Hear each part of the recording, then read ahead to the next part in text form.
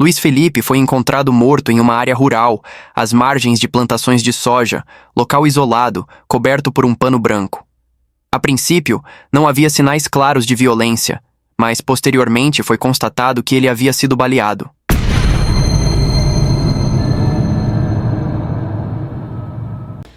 Tá, então a gente tem uma rodovia. Isso. E ali teve um desvio de rota, então, para que entrar nessa estrada rural. Exatamente, foi estrada isso? rural. E o local onde o corpo estava, longe da rodovia, fica mais ou menos, acho que quase 1 quilômetro. Um quilômetro, ele andou isso. mais 1 quilômetro para frente ali na estrada rural. Sim. Tinha pessoas, casas próximas em que a vítima eventualmente poderia gritar por socorro e alguém ouvir? Não, um local bem isolado, totalmente Local isolado. isolado. Quando o senhor chegou lá, o senhor teve contato com a vítima, conseguiu ver o corpo embaixo ali, do pano? Não, a gente não viu o corpo, porque o corpo estava coberto com um pano. Certo. A gente não mexeu no corpo e prefiro chamar a criminalística, a guarda da criminalística. Tá. O senhor sabe me dizer onde eram as marcas de tiro, a quantidade, ou essa parte ficou com a criminalística? Ficou com a criminalística essa parte. O senhor falou que ele estava coberto com um pano branco, então o senhor não chegou a ver as vestimentas dele também? Não. Ok.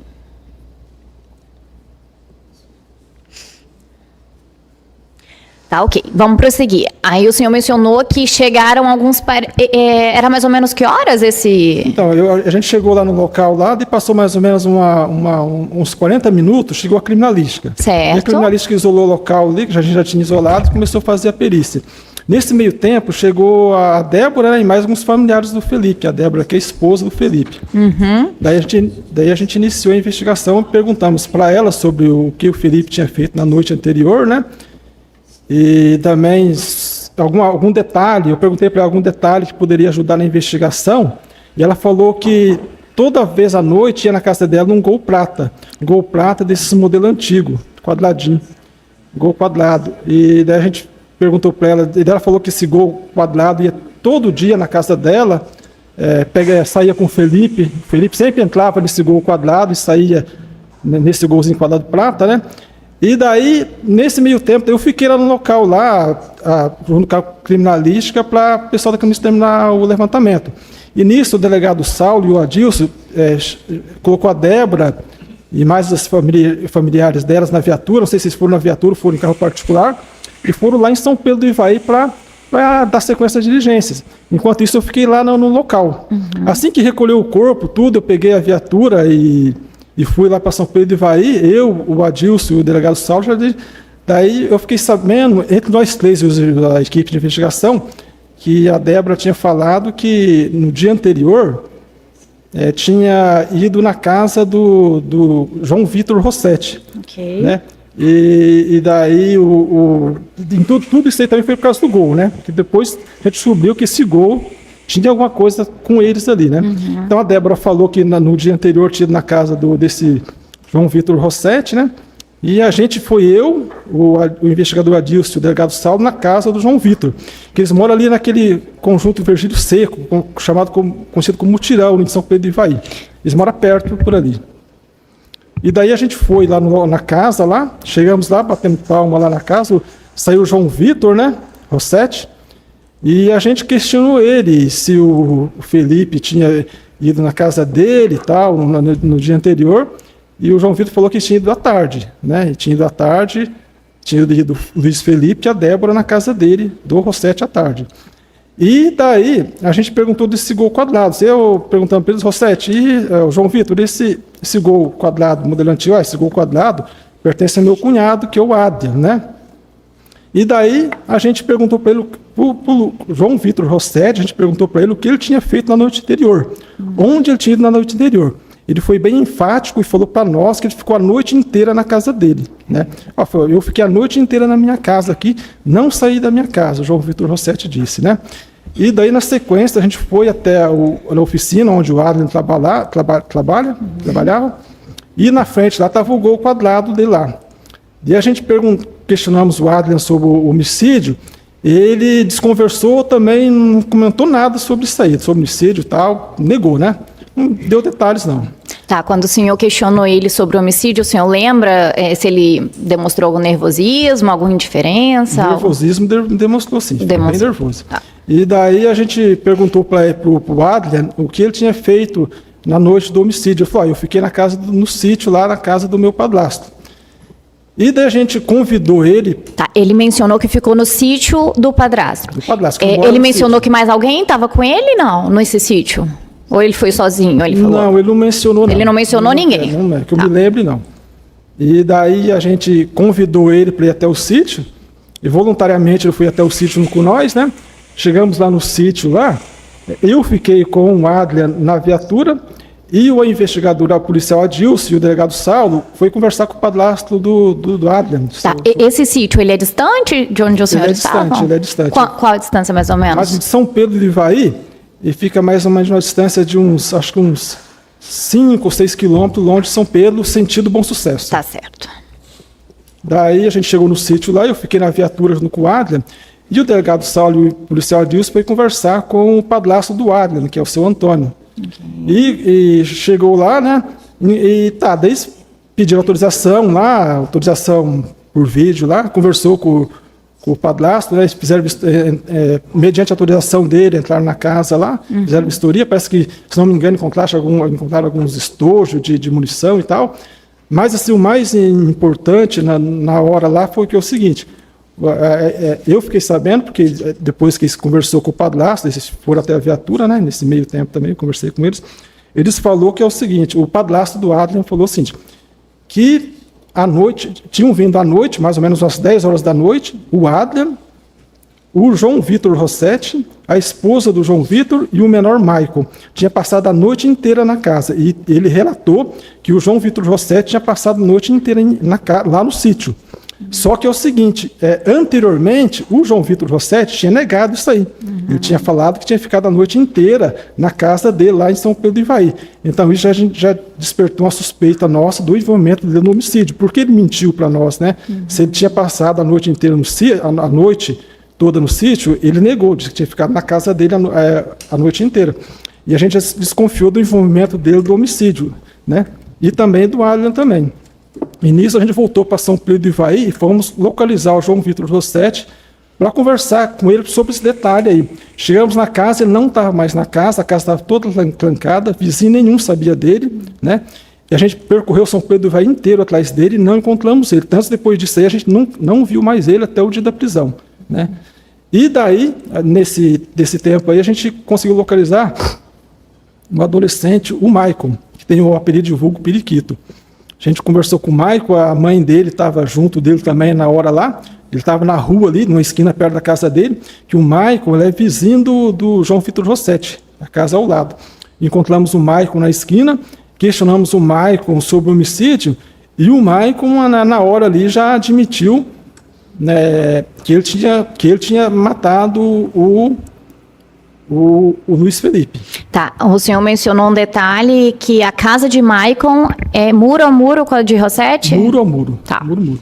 E aí o senhor mencionou também que na hora ele admitiu. Admitiu. Foi de prontidão, não? De prontidão. A gente chegou assim, que a gente está acostumado assim já chegar e de repente a pessoa negar, né? Quando a pessoa, ali a gente fez umas 3 ou 4 perguntas para ele ali, né? Falou, não, eu tirei. Diz ele que, segundo ele, o Luiz Felipe estava ameaçando eles, né? Não falou ele, falou eles. Ele estava ameaçando nós aqui e eu tirei ele, né? Entendi. Daí tá, a gente conduziu para a delegacia aqui. Só um detalhe, desculpa interromper, que faz parte do contexto. Ele conseguiu dar detalhes sobre como aconteceu, aonde atirou, como foi a dinâmica, ou ele se mostrava confuso, contraditório ali? Então, eu não me lembro certinho como foi a reação dele. O que o detalhe foi do que ele admitiu. Ele admitiu. Tá. E daí, na sequência, a gente conduziu ele para a delegacia de Jandaia, né? E daí, aqui na delegacia de Jandaia, ele foi ouvido na delegacia, acompanhado da genitora dele, da mãe dele, né? E daí ele reiterou que lá que já tinha admitido para nós que ele tinha matado o Luiz Felipe. Tá. E depois os senhores seguiram com Em busca do Rossetti, como foi? Daí o doutor Saulo pediu a prisão preventiva dele, né? Uhum. E daí ele foi um dia na delegacia, acho que não sabia, não sei se ele sabia ou não que tinha mandado de prisão contra ele, né? E a gente iria que ele estava chegando na delegacia, numa esquina ali perto aqui no centro de Jandai, a gente prendeu ele, cumpriu o mandado de prisão. Prenderam o Rossetti. O Rossetti, João Vitor Rossetti. Era mais ou menos... Era quanto tempo depois do crime? Eu não lembro direito, viu, quanto tempo. Não sei se foi 2 ou 3 dias, não lembro certo. Tá. Em relação ao Adrian, ele foi preso em qual momento, senhor? Foi preso em flagrante no mesmo dia. No sítio ali? No sítio, exatamente. Daí Foi, a gente já conduziu para a delegacia. Tá. E o Adrian, ele mencionou algo para os senhores em relação à participação? Lá no local, ele negou tudo, né? Negou tudo, mas quando chegou na delegacia, ele admitiu daí. O que ele disse para nós na delegacia, ele falou que naquele dia lá à tarde ele tinha ido, porque o Adrian, o João Vitor é cunhado dele, né? O João Vitor mora na casa que é da mãe dele, cunhado. Ele tinha ido junto com o Luiz Felipe, a Débora, e segundo ele fumar maconha. Uma maconha lá na casa do João Vitor. E daí à noite reuniu a vítima, o João Vitor Rossetti, o Maicon e o Adrian, e decidiram ir lá para o distrito de Marisa para fumar maconha e beber, né?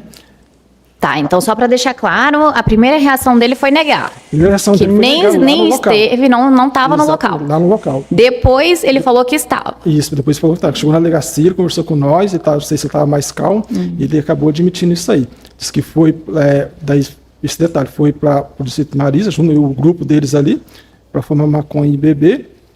E diz ele que desceram lá, nesse local lá onde ocorreu o homicídio. Ele teve um problema no carro, foi mexer no carro dele lá, e enquanto isso ele ouviu um estampido. Né, um estampido.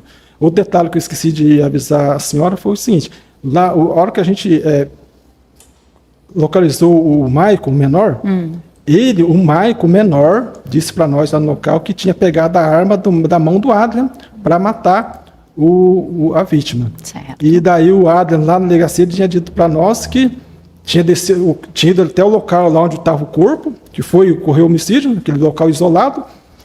Chegou lá no local, o carro estava meio com um problema, parece que é a água do radiador. A hora que ele desceu para mexer nessa água do radiador, ouviu os estampidos e daí não sabe quem atirou, né? Mas ele disse que ouviu o estampido. Mas ele admitiu que no carro estava ele, Adrian, o João Vitor Rossetti no carro e o menor Maicon no carro. Entendi. Então, o senhor verificou contradições ali de todos desde o início. Houve contradição, do João Vitor Rossetti houve contradição, porque o João Vitor Rossetti, no dia de manhã, a gente foi na casa dele lá, ele falou para nós que ficou a noite inteira na casa dele, né? E disse que daí depois o padrasto do Adrian falou que o João Vitor Rossetti tinha passado a noite inteira na casa lá, junto com a esposa dele. Certo. Vou voltar um pouquinho ali no sítio agora, tá? O senhor mencionou que foram encontradas umas munições, o senhor sabe mais a respeito? Porque o senhor mencionou que ficou no carro, né? Na viatura. Na viatura junto com o Adrian. Foi outro policial que encontrou... o investigador Adilson, o Gabo Saulo, que entrou na casa lá e encontrou essas munições. O senhor ficou sabendo algo a respeito delas? Aonde foram encontradas? Quantas? O quê? Não, nesse detalhe não fiquei sabendo.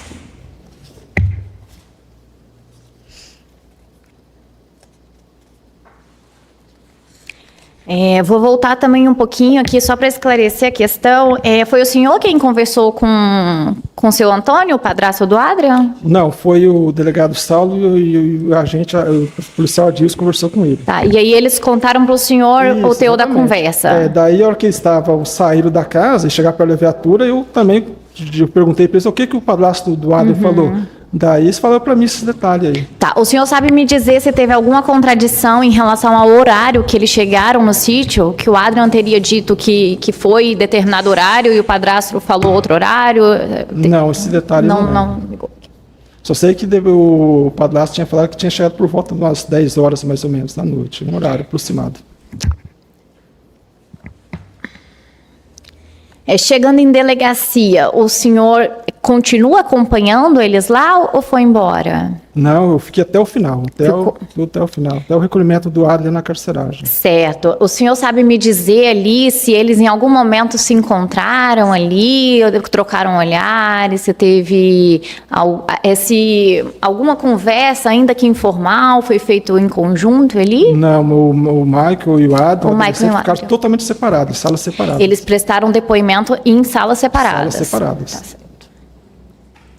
Nessa época, o senhor sabe me dizer se o Maicon tinha alguma passagem pela polícia? Então, eu comecei a trabalhar aqui em Jandé do Sul em janeiro, né? Pouco tempo depois aconteceu esse homicídio aqui, janeiro de 2024.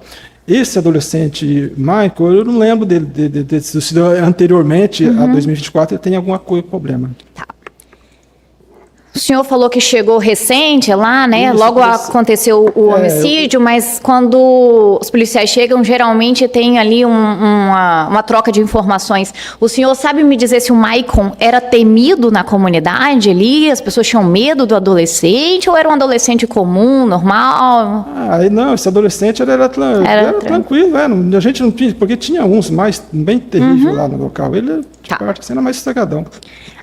A vítima, o Luiz Felipe, ele tinha passagem pela polícia? Olha, eu pesquisei a vida pregressa dele, parece que ele tinha só droga para consumo pessoal. Droga. O senhor é policial há quanto tempo? Há 10 anos. 10 anos. Na sua experiência policial, é comum maiores de idade colocarem a culpa em menores de idade? Não entendi, doutora. Excelência, pela ordem, pergunta subjetiva.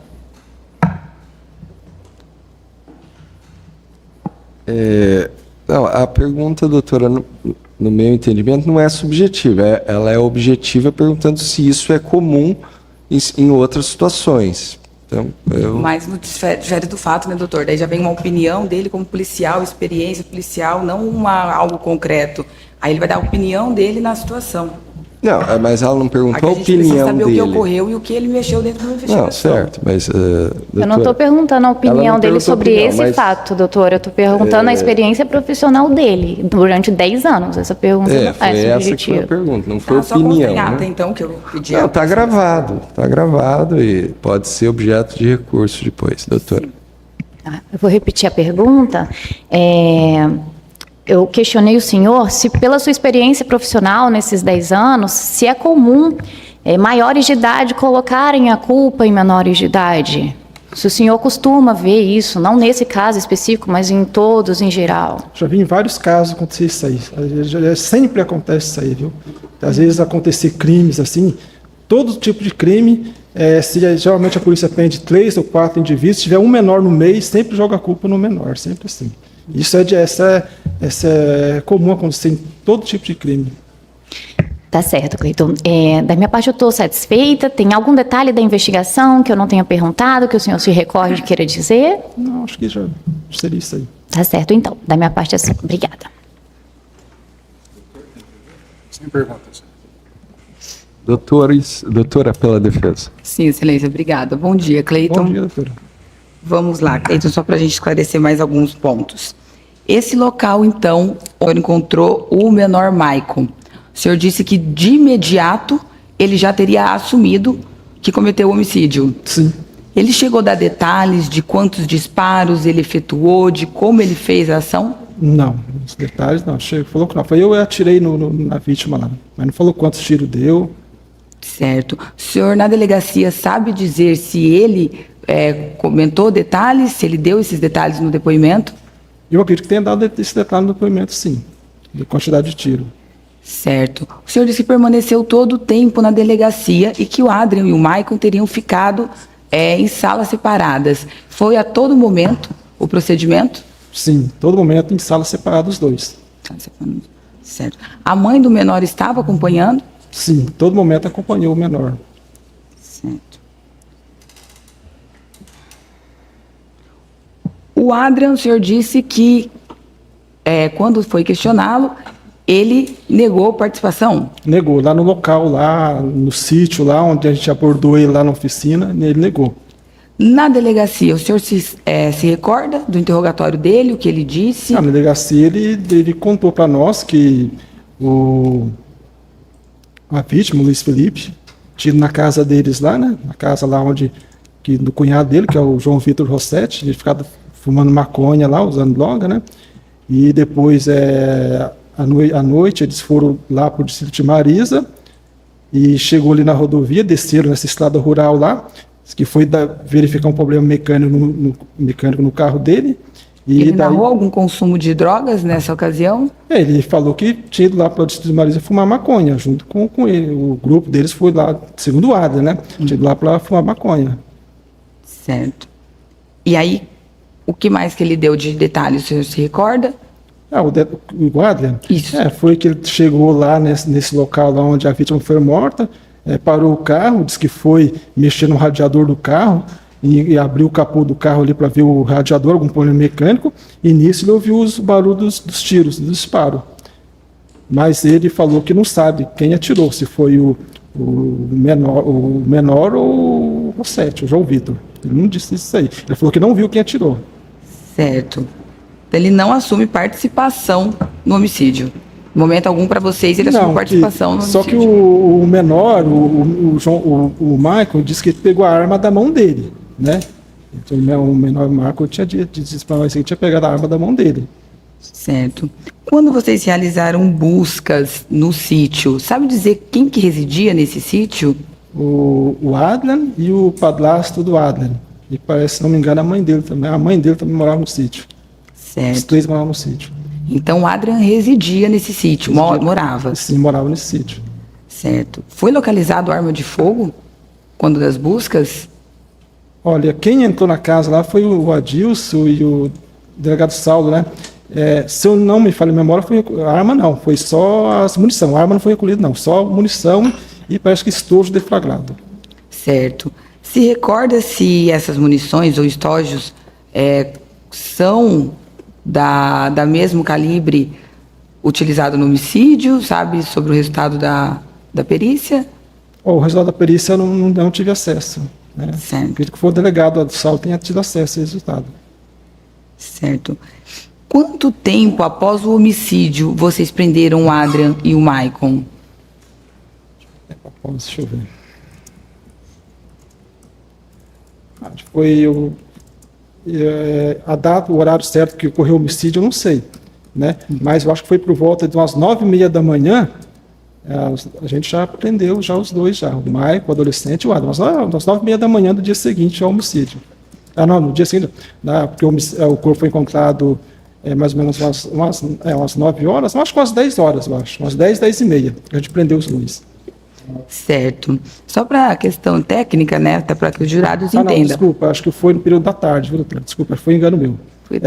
Porque a gente ficou com a diligência toda de manhã ali, mas assim, o menor que a gente já conduziu para a delegacia, acho que foi no período da tarde, o horário certo eu não sei, acho que foi depois do meio-dia, viu? Certo.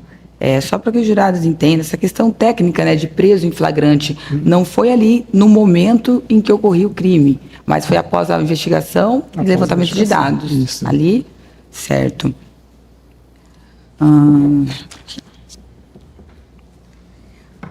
senhor disse que durante as investigações teve contato com a esposa da vítima, né? Isso.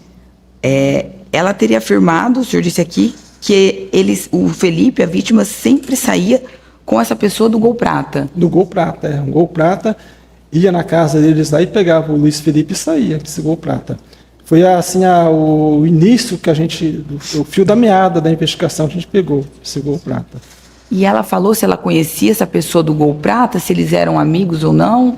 Então, eu fiquei no local lá, onde estava o corpo da vítima, aguardando o resultado final da perícia, né? Aguardando recolher o corpo junto com a criminalística. O agente Adilson, que foi, o delegado Saulo, pegou eles ali no local e foi até São Pedro do Ivaí, na casa lá. E lá eles obtiveram essa informação daí, que o Gol Prata seria do Adler, né? E que a vítima ia na casa do Rossetti, do João Vitor, né? Então, esse detalhe da investigação, eles escolheram junto com a Débora lá, né? E depois que eu retornei para São Pedro do Ivaí, nós três juntos fomos até a casa do João Vitor. Certo. A Débora também confirmou que um dia antes eles estiveram na casa do João Vitor Rossetti. Sim, ela falou para nós, sim, que tinha ido na casa, confessou que tinha ido na casa do João Vitor. Não chegou a comentar para fazer o quê? Quanto tempo permaneceram? Isso ela não... Não comentou nada, não.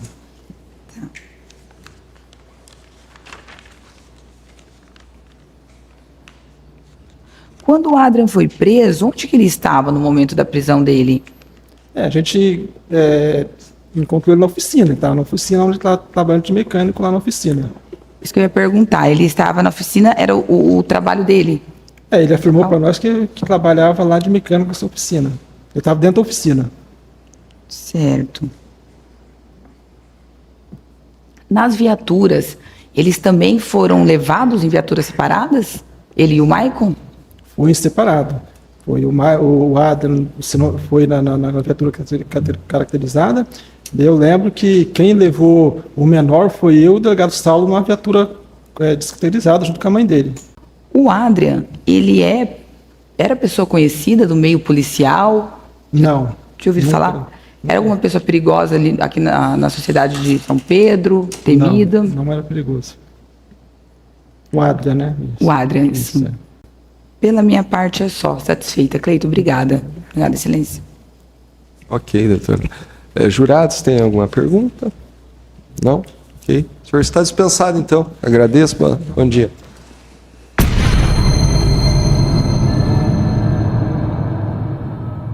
A senhora é parente de vítima ou acusado? Eu era namorada dele. De qual deles? Do Luiz Felipe. Do Luiz Felipe, certo. Isso. A promotora vai iniciar as perguntas para a senhora, então, a respeito do caso, tá? Obrigada, excelência. Bom dia, Débora. Bom dia. Eu me chamo Luísa, sou promotora de justiça.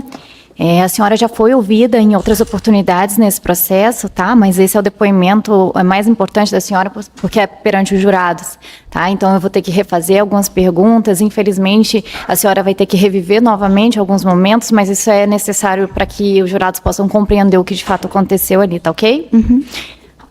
Então, doutora, só um pouquinho, só confirmando, a senhora tem algum constrangimento de prestar depoimento na presença do acusado ou não? Não, Não? tranquilo. Tá, pode entrar.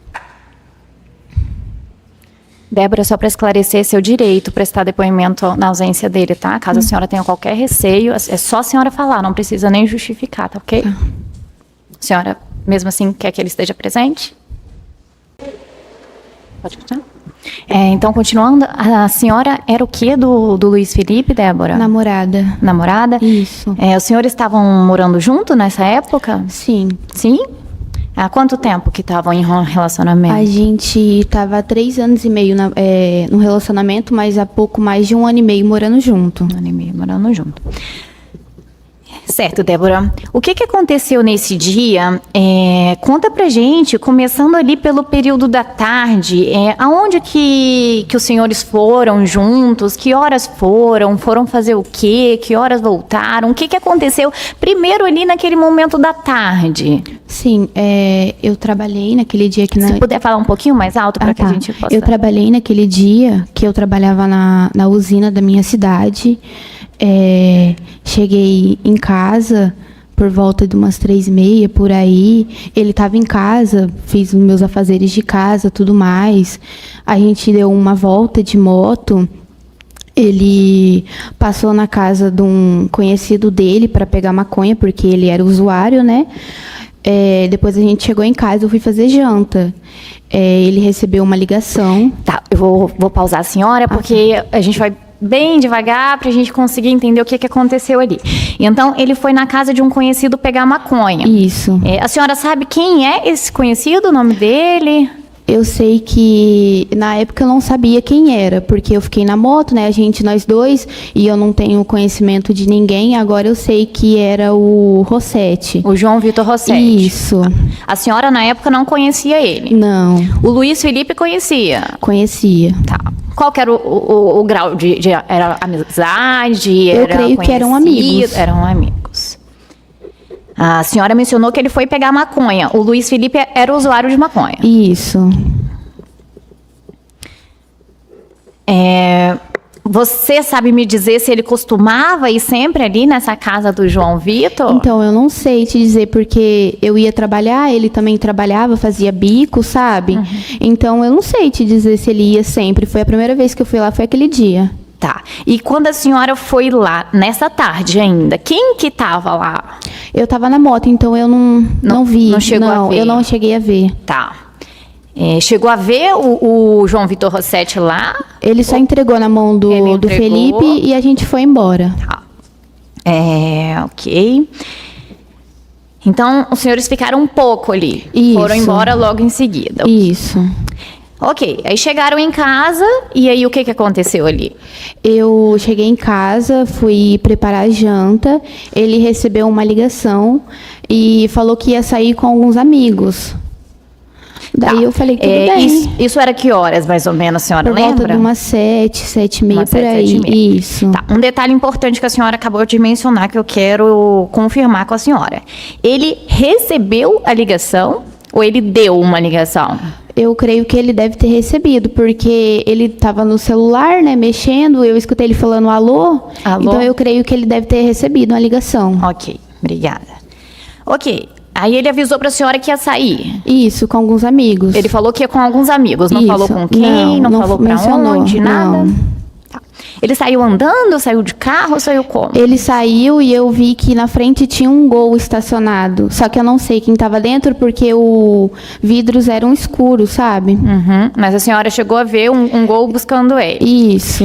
Tá. Em relação a esse Gol, o policial mencionou que a senhora tinha mencionado antes, né, que esse Gol várias vezes ia ali na casa dele, Sim. de vocês buscarem ele. A senhora já tinha visto esse Gol antes? Sim, eu vi acho que em torno de uma semana antes, num dia de chuva, que eu estava em casa e ele também saiu, falou que ia conversar com alguns amigos também e saiu nesse Gol. Tá. A senhora viu a roupa que ele saiu nesse dia? Vi. Qual que era? Era uma camiseta preta e acho que um short laranja, se não me engano, com alguma estampa. Tá. Queria confirmar com a senhora. A senhora mencionou que estava fazendo a janta. Isso. A senhora ia jantar sozinha ou esperava Não, que ele voltasse? ele ia jantar também comigo. Ele falou para a senhora que voltaria para janta? Isso. Tá, e ele não voltou. O que a senhora fez? Não. Durante o período eu fiquei em casa, achei que ele poderia estar mesmo conversando com alguns amigos. Quando deu uma 00:30, eu mandei uma mensagem para ele e não chegou no celular dele. Ele não respondeu ou a mensagem nem chegou? Nem chegou. Nem chegou. Tá. Daí eu liguei para ele, deu fora de área. Daí, durante a noite, eu fiquei esperando ele chegar. Quando foi de manhã, eu peguei a moto da avó dele e falei, eu vou dar uma volta, procurar saber se alguém sabe dele, aonde ele possa estar. Tá. Ele costumava passar a noite fora sem Não, avisar? ele nunca passou a noite fora. Ele nunca passou a noite Nunca. fora sem avisar a senhora? Não.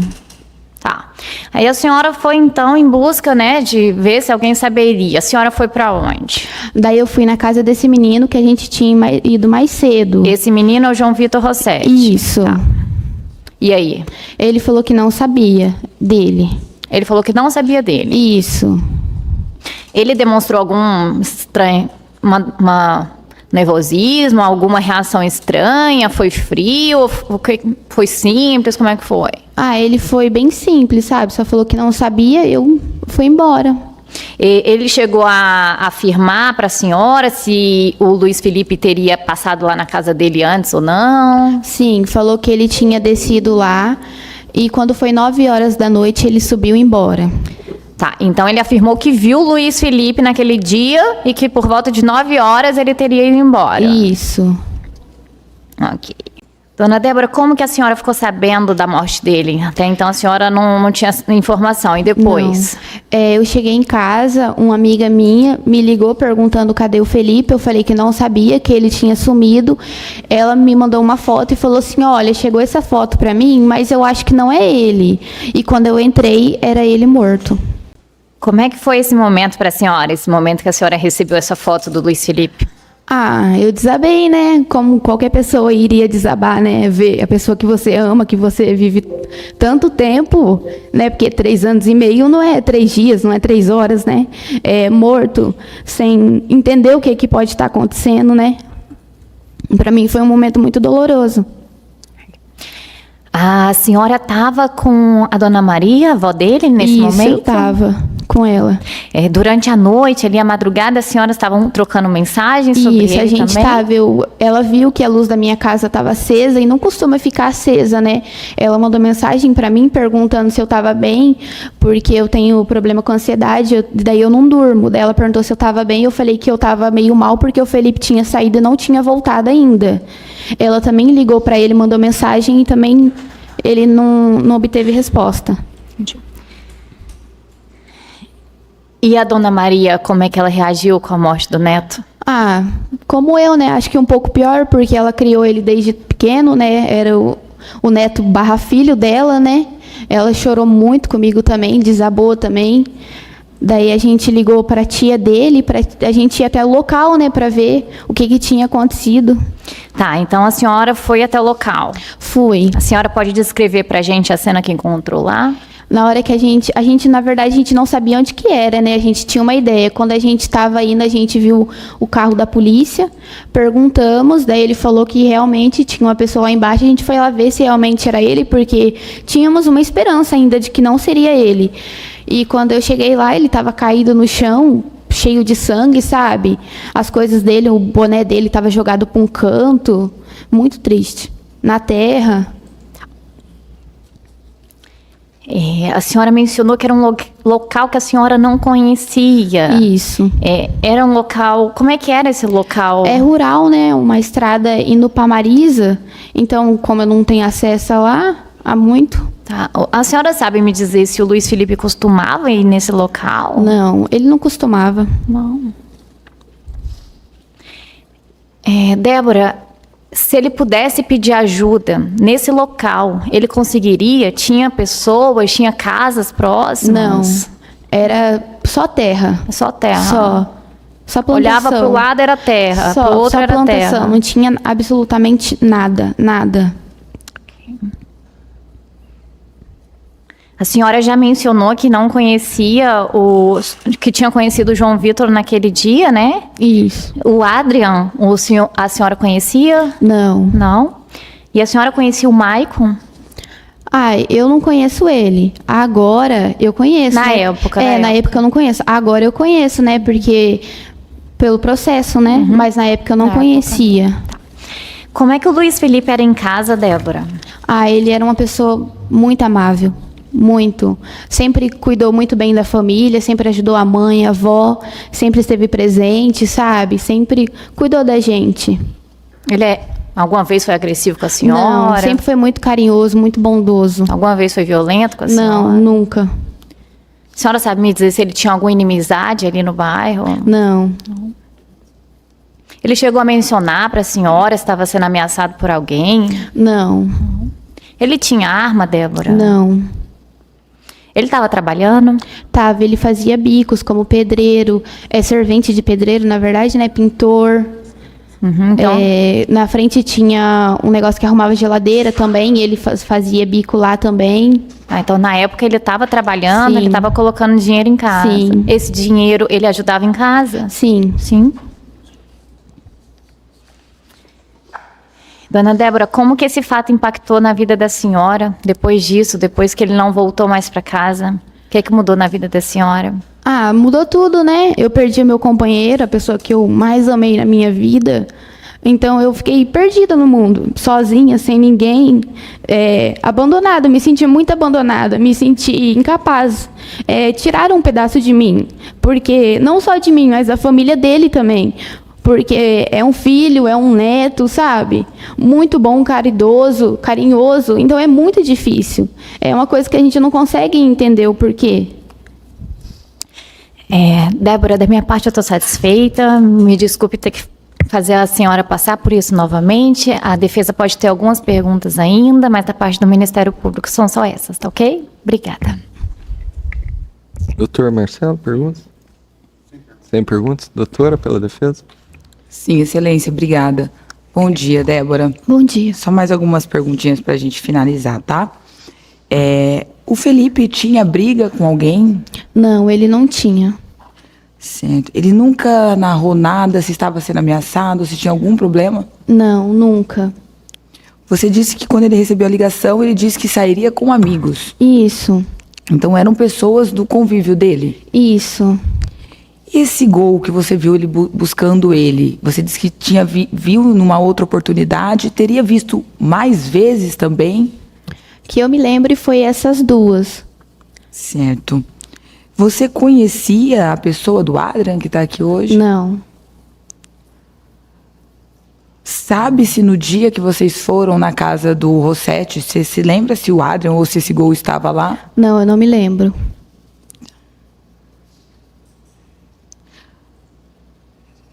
O Felipe já foi preso ou respondeu algum processo?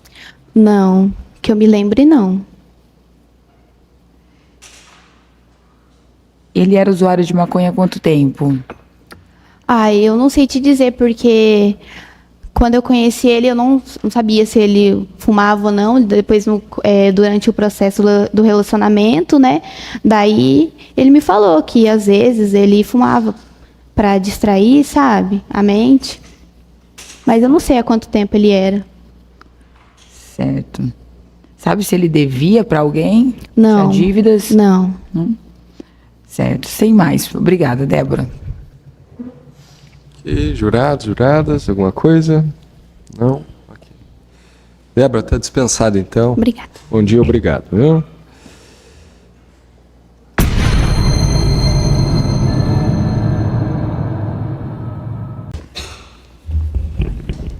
Ok.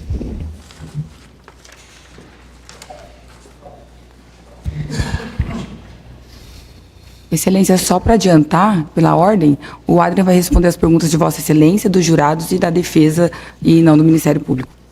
Ok, doutor, pode ligar. Adrian, bom dia. Bom dia. O nome completo do senhor? Adrian José Calixto da Silva. Adrian, a sua qualificação, os dados pessoais já foram todos confirmados no processo, tá? Então eu vou passar diretamente ao mérito. O senhor vai ser ouvido a respeito dessa denúncia.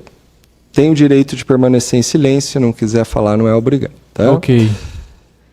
Eu passaria diretamente ao Ministério Público, mas a defesa já informou que o senhor não responderá às perguntas do Ministério Público, é isso? Isso. Tá, então passo a palavra à defesa, doutora. Adrian, bom dia. Bom dia. Primeiramente, Adrian, algumas questões pessoais, quero começar antes da gente entrar nos fatos mesmo do que ocorreu nessa data. Você está com quantos anos hoje, Adrian? 22. Você está preso há quanto tempo? Já tem 1 ano e pouco já. Você tinha, então, 21 anos na época, quando você foi preso. Isso. Você morava com quem, Adrian? Com a minha mãe e com meu padrasto. Certo. Morava onde com eles? Num sítio. Onde que fica esse sítio? Fica antes, chegando em Bom Sucesso. Certo. Você trabalhava? Trabalhava. Trabalhava com o que, Adrian? Trabalhava com mecânica. Onde? Em São Pedro. Qual o nome da mecânica? E vai Auto Center. Como que era o seu trabalho? Era o dia inteiro? Era meio período? Como que funcionava? Era o dia inteiro. Certo. Ô, Adrian, você alguma vez foi processado ou foi preso? Não, nunca. Nunca foi levado para delegacia por nada? Nunca. Envolvimento com crime, algo assim, você já teve, Adrian? Não. Você ajudava sua mãe em casa? Ajudava. Adrian, você tem um cunhado, Sim. marido da sua irmã, né, que acabou de depor aqui, que respondeu ao processo com você um período, Sim. correto? Como que é o nome dele? João Vitor Rossetti. João Vitor Rossetti. O João é casado com a sua irmã faz tempo? Faz. Quantos anos, mais ou menos? Há uns 4 anos, né? Certo. Você tinha costume de frequentar a casa deles? Sim, todo dia eu ia lá. Saí do meu serviço e ia pra lá. Certo. A tua irmã, ela, na época, tinha filho pequeno? Tinha. Tem. De que idade, mais ou menos? Você se lembra? Eu uns 7 meses por aí, que eu tô 1 ano preso, né? Não sei muito a base. Certo. Adrian, entrando sobre os fatos, você conhecia a pessoa de Felipe? Se eu conhecia? Isso. Conhecia. Vocês eram amigos, inimigos? Amigo só.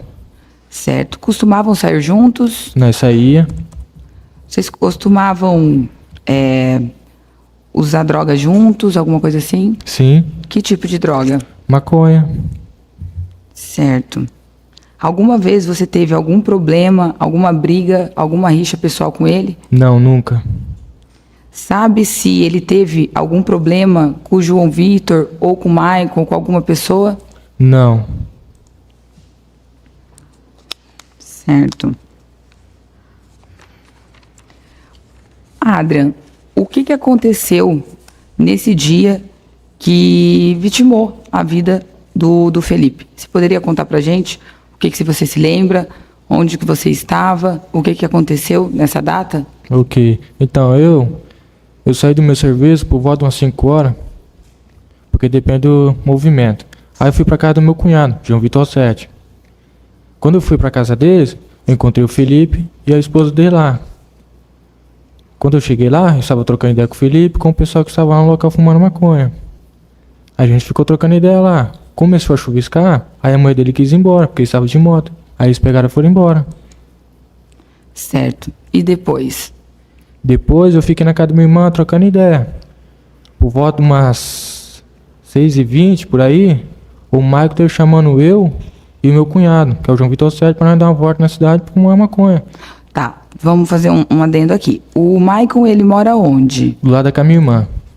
De muro com muro? Isso, Certo. Ele era amigo de vocês ali? era. Certo. Então, nessa data, ele chegou e chamou pra vocês darem uma volta. Isso. E onde que vocês iam nesse dia? Vocês iam dar a volta na rua, em algum lugar específico? Na rua mesmo, na cidade. Certo. E daí vocês chamaram mais alguém? Como que foi? Não, só nós mesmo. Certo. E o Felipe, em algum momento, ele entra nessa história? Entra só quando ele ligou pra mim. Certo. Ele ligou pra você ou você ligou pra ele? Não, ele tinha ligado pra mim. Por volta de umas 8 horas.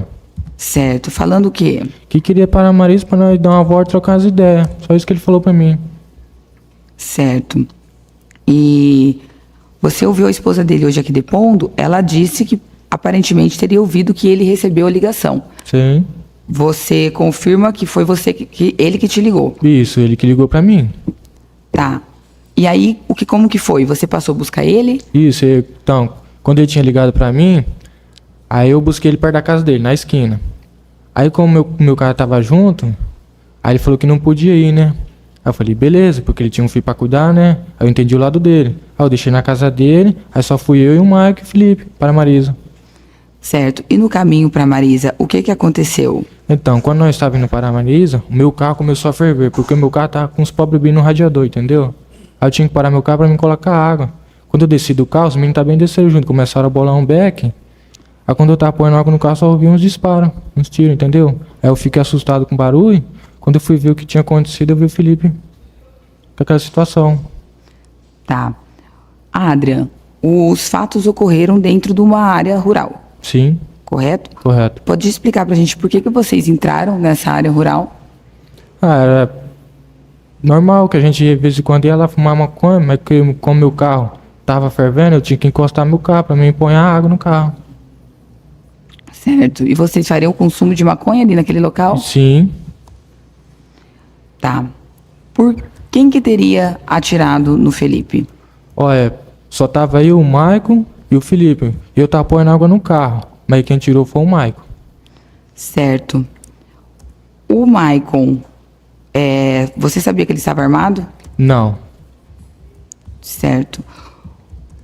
O Maicon apresenta várias versões, Adrian, no curso do processo. Dentre elas assume, dentre elas nega, e nenhuma daqueles nega. Ele fala que foi você que teria atirado. não, isso é mentira dele. Você teria motivo para atirar no Felipe? Nunca, nenhum motivo. Não tenho nada contra ele. Você alguma vez teve envolvimento teve arma de fogo ou envolvimento com alguma coisa violenta? Não, em nenhum momento eu tenho arma, não. Tá. Depois que isso ocorreu, o que aconteceu? Para onde que vocês foram? Depois que aconteceu, então eu saí daquele local, eu fui direto pra casa da minha irmã, né? por causa do acontecimento. Porque eu estava com medo, né? Aí fui lá pra me despedir porque eu queria ir embora, né? O que teve acontecendo. Aí como eu desci do carro, o Mike também desceu, aí fui despedir da minha família, né? Da minha irmã e do meu cunhado, João Vitor 7. Aí minha irmã chegou em mim querendo ir pro sítio. Aí eu falei, beleza, enquanto ela tá arrumando as coisas dela lá, o Mike ficou chamando lá fora, né? Aí eu saí lá pra fora pra ver o que ele queria, né? Aí ele ficou me implorando, querendo ir pro sítio também. Ficou querendo, eu falei pra ele que não dava, por causa da situação que tinha acontecido. De tanto ele ficar me implorando, eu acabei deixando ele ir. Porque de vez em quando ele ia lá. Certo. E aí foi pro sítio, então, você, o Maicon, quem mais? E a minha irmã e meu cunhado. Mãe e teu cunhado. A tua irmã costumava ir pro sítio por qual motivo? Era normal, final de semana eu ia lá. Como minha mãe trabalha na Aurora, né? E a minha irmã tá bem, quer dizer, não mais, né? Mas como é meio longe, meio distante, de vez em quando minha irmã ia lá visitar minha mãe. Pra pedir um apoio, porque a minha irmã tem uma criança, né? Certo. A sua mãe ajudava a cuidar do filho dela também? Isso, ajudava. Certo. Adriana, você já passou por alguma situação parecida? Nunca passei por essa situação que eu tô passando. Você chegou a pensar em chamar a polícia, fazer algo assim? Ah, naquele momento eu fiquei com medo, né? Apavorado, né? Eu não sabia o que fazer, né? Naquele momento. Só sabia que eu tinha que ir embora. Sei lá. Eu já não tinha nem o que falar naquele momento. Sabe se o Maicon já teve problema com o Felipe? Então, que eu fiquei sabendo quando eu tava na rua, nas antigas o Michael tinha uma rixa, uma briga com ele, entendeu? Nas antigas. Mas pelo menos, pelo que teve acontecendo no dia, eu pensei que eles já tinham resolvido a rixa deles, entendeu? Entendi. Em algum momento o Maicon justificou pra você porque teria feito isso? Não, ele não justificou pra mim. Ele falou que o problema era dele, aí eu deixei ele quieto, né? No sítio, no outro dia, você foi pra trabalhar que horas? Eu saio porque, como é meio longe de lá, eu saio de lá por umas 6 horas. Certo. O Maicon foi embora, ficou lá? Então, ele foi comigo. Aí eu deixei ele na casa dele e eu fui pro meu serviço. Certo. E depois disso, ô Adrian, você teve mais algum contato com ele ou nunca mais teve contato? Não, aí não tenho mais contato com ele. Tá, aí a polícia chegou para conversar com você e encaminhar para a delegacia. Nesse momento, ô Adrian, você teve em algum momento contato com o menor na delegacia? Não, nós ficou separado. Vocês ficaram em salas Isso, separadas? todo momento separado. Viatura, vocês foram em viaturas separadas ou Tá bem, iguais? separado. Ô Adrian, vou perguntar bem específico agora. Em algum momento você quis participar da morte do Felipe? Não. O Felipe, você considerava ele que grau de amizade? Se viam muito? Ah, amigos mesmo. Que ele, de vez em quando, eu ia na casa da minha irmã, eu trombava ele lá, nós trocávamos umas ideias, só isso. Michael, você tem mais alguma coisa que você gostaria de falar na sua defesa? Então, por enquanto só isso, mas eu sou inocente. O que o Michael tá falando contra mim, jogando contra mim, não tem nada a ver com isso, entendeu? Que ele falando que eu emprestei arma pra ele é mentira dele. Para minha parte é só.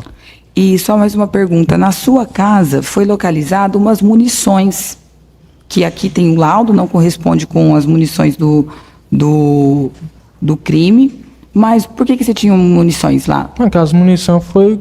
Faz muito tempo que eu achei, eu nem lembro onde que eu achei, mas eu achei mesmo e peguei mesmo e deixei lá. Faz muito tempo que tá lá em casa. Pela minha parte é só. Satisfeita, excelência. Ok, jurados, alguma coisa? Não? Finalizar então, Lucas. Pode voltar lá então, André.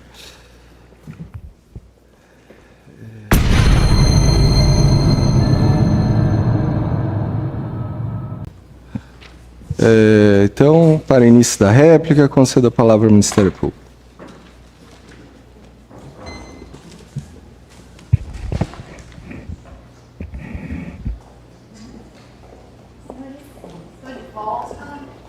E eu voltei diante do compromisso que eu fiz com os senhores. Eu não deixaria ninguém enganar os senhores e que eu seria honesta com os senhores. Então, eu preciso esclarecer alguns pontos. Eu sei que sexta-feira, todo mundo doido para ir para casa, eu vou para casa bem direto, não vou usar meu tempo inteiro. Mas eu preciso esclarecer para que eu tenha certeza que eu saí daqui hoje com a convicção que eu pude esclarecer tudo o que eu podia para os senhores, tá? Então, eu vou bater alguns pontos que a defesa trouxe para os senhores. Tá? Inicialmente, eu queria esclarecer aqui, caso não tenha ficado claro para os senhores, qual que é o papel da defesa, tá? A doutora falou para os senhores, eu vou ganhar da mesma forma se os senhores condenarem e absolverem. Que ela vai ganhar da mesma forma? Ela vai. Mas é dever dela defender o alho. Ela tem que trazer argumentos favoráveis para ele. Ela tem que tentar ou tirar o crime ou diminuir alguma coisa. Ela não pode chegar aqui e pedir a condenação do cliente dela. E aqui eu até questiono, não sei se a doutora já pediu a condenação de algum cliente, se vai ser paga da mesma forma se absolver ou se condenar, mas ela não vai chegar aqui e pedir a condenação do cliente. O dever da defesa é arrumar argumentos. Tem que se defender, tem que tentar uma saída. Ela está sendo paga para isso. Não importa se ela vai ser paga se ganhar ou se perder, mas ela está sendo paga para defender o alho. Dito isso, senhores, ela convidou os senhores para eu tomar um café para mostrar a quantidade de injustiças que ela já viveu. E que promotor de justiça não faz justiça, que nunca viu absolvição. Eu convido os senhores para um café, para minha sala, para ver a quantidade de minuta que eu assinei nos últimos dias, no último ano, pedindo absolvição. Ela fala de forma generalizada por um ou dois casos que ela passou, uma história linda, comovente, bonita, deve falar em todo o júri. Parabéns pelo trabalho, doutora. Mas ela não pode generalizar. Tá? Cada promotor é um promotor, cada caso é um caso. E eu garanto para os senhores, o que eu defendo aqui hoje é o que eu defenderia se eu estivesse aí. Vocês nunca vão me ver defendendo alguma coisa nesse plenário se eu não votasse como eu estou defendendo. Tá? A doutora menciona que não teve acesso aos atos infracionais, que o Ministério Público tem um privilégio. Movimento 1, 169.2, Lucas, eu voltei a rolar, consegui mostrar aí pra mim, movimento 169.2, abril de 2024, quase um ano atrás, a defesa pediu para que constasse no processo o quê? O número dos dados do processo do ato infracional. A partir desse momento, a defesa, se quisesse, tinha acesso ao ato infracional. Doutora, esclarece que é segredo de justiça. Eu não sou advogada do Michael, não posso acessar. Só pedir habilitação. Não posso, ele não é parte. Explica direito, faz a sua parte. Doutora, a senhora não me concedeu a parte, eu também não estou concedendo. Então, eu gostaria de pedir para que evitasse interrupções e fizesse as suas manifestações em tréplica, tá bom? E aí, ela volta e questiona o seguinte, que ela foi pega de surpresa. E aqui, senhores, ela não foi pega de surpresa, porque a gente tem uma proibição absoluta de mencionar qualquer documento que não esteja juntado no processo pelo menos 3 dias antes. O Ministério, ela poderia ter peticionado, pedido de acesso ao ato infracional, poderia, não fez, e aqui, 3 dias antes, eu juntei exatamente todos os vídeos do ato infracional. Pra quê? Pra não pegar advogado de surpresa. Ela teve acesso, tanto que mostrou para os senhores, ela viu o vídeo, ela não foi pega de surpresa, senhores. Vamos lá. A doutora, ela ficou boa parte aqui do tempo dela mostrando os depoimentos do Michael, falando que ele mentiu. Em algum momento eu falei para os senhores que o Michael não mentiu. O Michael mentiu, senhores. Primeiro falou que foi ele, depois falou que não foi. E eu volto aqui a minha questão do porquê Michael mentiu. Eu não estou questionando se ele mentiu, ele mentiu. Ele deu ali a primeira versão, depois trocou. Por que, senhores?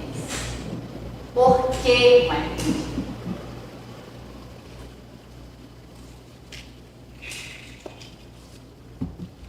Senhores, a defesa falou o seguinte: no primeiro momento, o Adrian falou que não estava ali, mas é porque ele nunca tinha passado por isso. Senhores, eu também nunca passei por isso. Se chegasse um policial aqui na minha porta, senhora, o que a senhora fez ontem? Eu ia levar um susto, eu ia. Mas eu não ia falar que eu estava em Paris. Senhores, quem fala a verdade não tem por que mentir. Não tem por que esconder. Quem fala a verdade não omite. Onde é que você estava? Não sei. Estava com quem? Estava falando lá. Mas não. Ali já começou a tentativa de esconder o que aconteceu.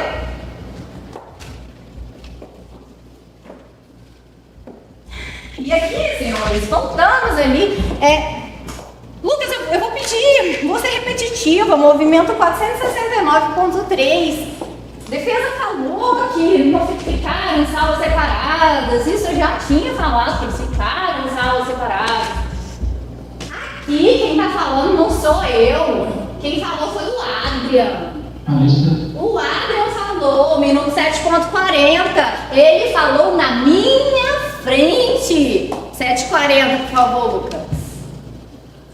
O Michael teria dito em Jandaia que seria ele quem teria tirado. Ele disse isso para quem, pessoalmente? Ele falou que os dois falaram na frente de mim. Isso eu ouvi. Ouviu ele falando. Na minha frente, o senhor ouviu ele falando, ouvi. Não sou eu que estou falando. É o Adrian falou.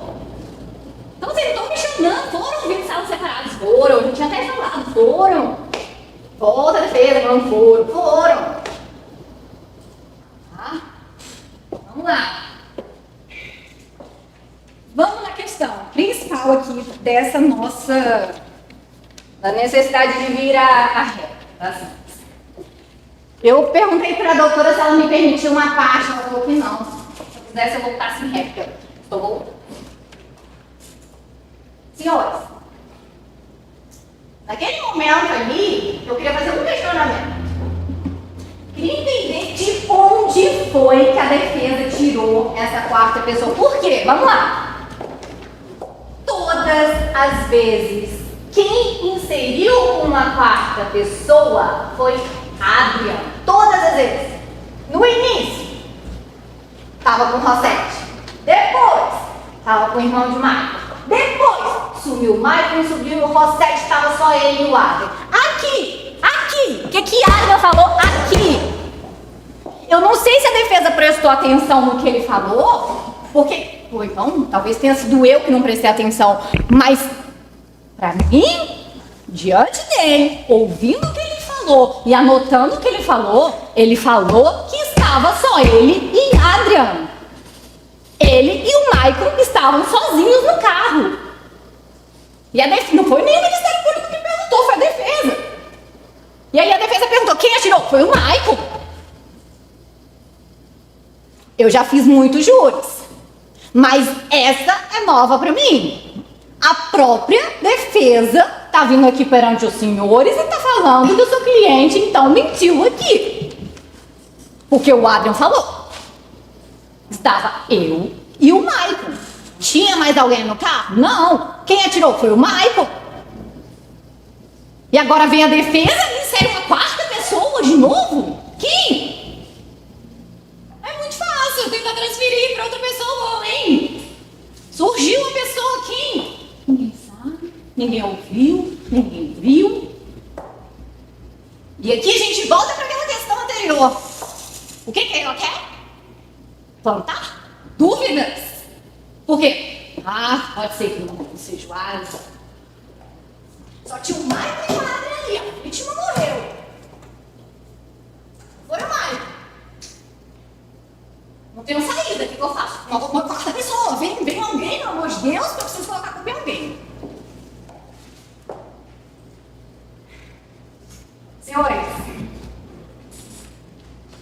Lembre do que eu expliquei para os senhores sobre a dúvida que permite o indúbio pro réu. É a dúvida real, não é a dúvida manipulada. Tá?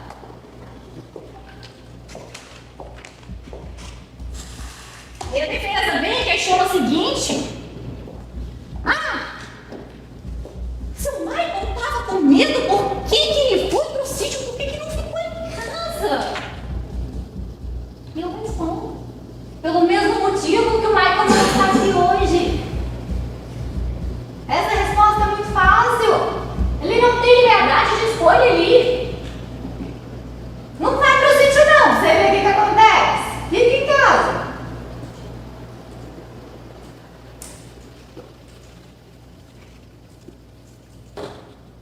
Eu digo mais. Eu peço que Deus cuide desse menor. Porque esse menor, se ele tivesse vindo aqui hoje, ele iria confirmar a versão dele. E se ele confirmasse a versão dele, talvez ele nem voltasse para casa. O doutor perguntou: vão insistir na oitiva desse menor que não foi localizado? Eu de pronto respondi: o Ministério Público não vai insistir. Eu não quero ouvir esse menor. Eu não quero carregar comigo o peso de mais uma morte inexplicável. Se eu fosse o Michael, eu também fugia. Vou ser bem sincera com os senhores.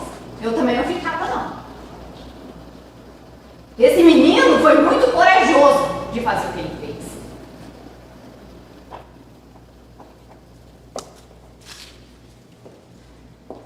E aqui, senhores, a defesa, ela afirmou o seguinte: que ele falou aquela versão porque ele queria sair. A própria defesa falou: eu tenho uns adolescentes que estão muito tempo internados, um ano. Não é que adolescente fica para um homicídio, machucou.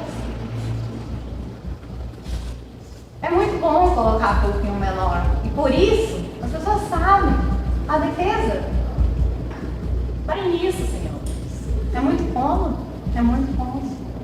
E aí ela fala o seguinte: ele colocou a culpa no menor, e o menor depois mudou de versão porque ele queria sair de lá. Ok, vamos lá. Ele saiu. O processo transitou em julgado. Lembra o que eu falei para os senhores que isso significa? Acabou. Acabou para Michael. Ele não vai ser julgado de novo por isso. Se ele chegasse aqui agora perante o juiz e falar: fui eu, a gente não tinha como voltar naquele processo. Ele foi absolvido, acabou. Acabou. E o que ele fez depois que foi absolvido e depois que acabou? Ele manteve a versão dele. Depois, na audiência de instrução e julgamento desse processo, ele manteve a versão de que foi hábil. Ele já estava absolvido, já tinha transformado em julgado. Se ele quisesse ter qualquer outra versão, se ele quisesse voltar a culpa para ele poderia. Mas não, ele manteve a versão. E por que ele não está aqui hoje? Porque ele ia manter a versão dele, ia falar perante os senhores quem foi que atirou. Só que por uma razão, entre aspas, inexplicável, ele não está aqui hoje.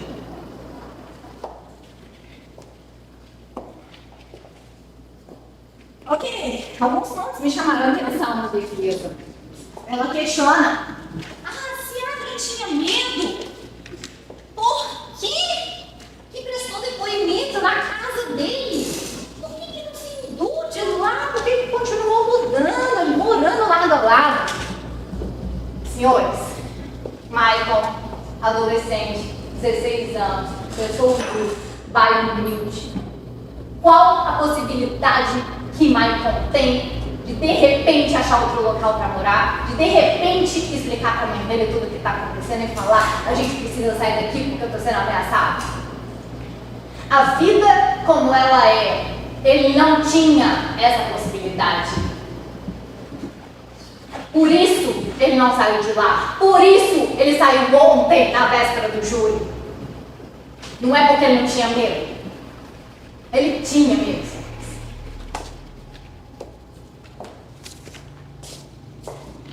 E aí a defesa mencionou lá por que ele entrou no carro do Adrian se eles tinham problemas. Não sei se os senhores repararam, mas um pouco depois do vídeo, o próprio Michael responde. Ele entrou no carro do Adrian porque Luiz Felipe achou que esqueceu, que já tinha encerrado a treta deles. Para Luiz Felipe, estava tudo bem, já tinha encerrado aquele problema que eles tiveram antes. Para Adrian, não. Ele estava esperando a hora, o momento e a oportunidade de fazer o que ele fez. Então, senhores, o Adrian tinha um motivo. Tinha sim um motivo. Ai, primário, bom moço. Nunca teve uma condenação, nunca teve problema com a polícia. Senhores, isso não dá um passe livre pra ninguém matar ninguém. Todo mundo começa sendo réu primário. A gente só tem a reincidência porque primeiro a gente tem a primariedade. Então todo mundo começa sendo réu primário. Isso é bobagem da defesa. E aqui eu menciono o policial que foi ouvido ali em sede de, ainda na delegacia. Ele mencionou que no celular do Adrian tinha faltas de armas. Na casa de Adrian foram encontradas munições. Algumas já usadas e uma não usada ainda.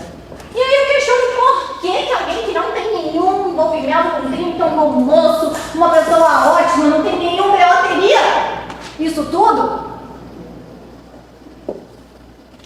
O carro estava quebrado, meu carro quebrou, eu tive que colocar água. Ok, não sei se quebrou ou não quebrou. O meu questionamento é, ele estava numa rodovia iluminada, com pessoas, com carro. Meu carro quebra, eu vou parar ali no acostamento, vou fazer isso. Mas não, eu vou 1 quilômetro de distância em uma estrada de terra consertar meu carro que quebrou no meio de um matagal escuro que não tem ninguém. Não tem sentido. Não tem. Ah, ele foi escolhido. Ali já estava premeditado. E não foi coincidência, foi uma opção.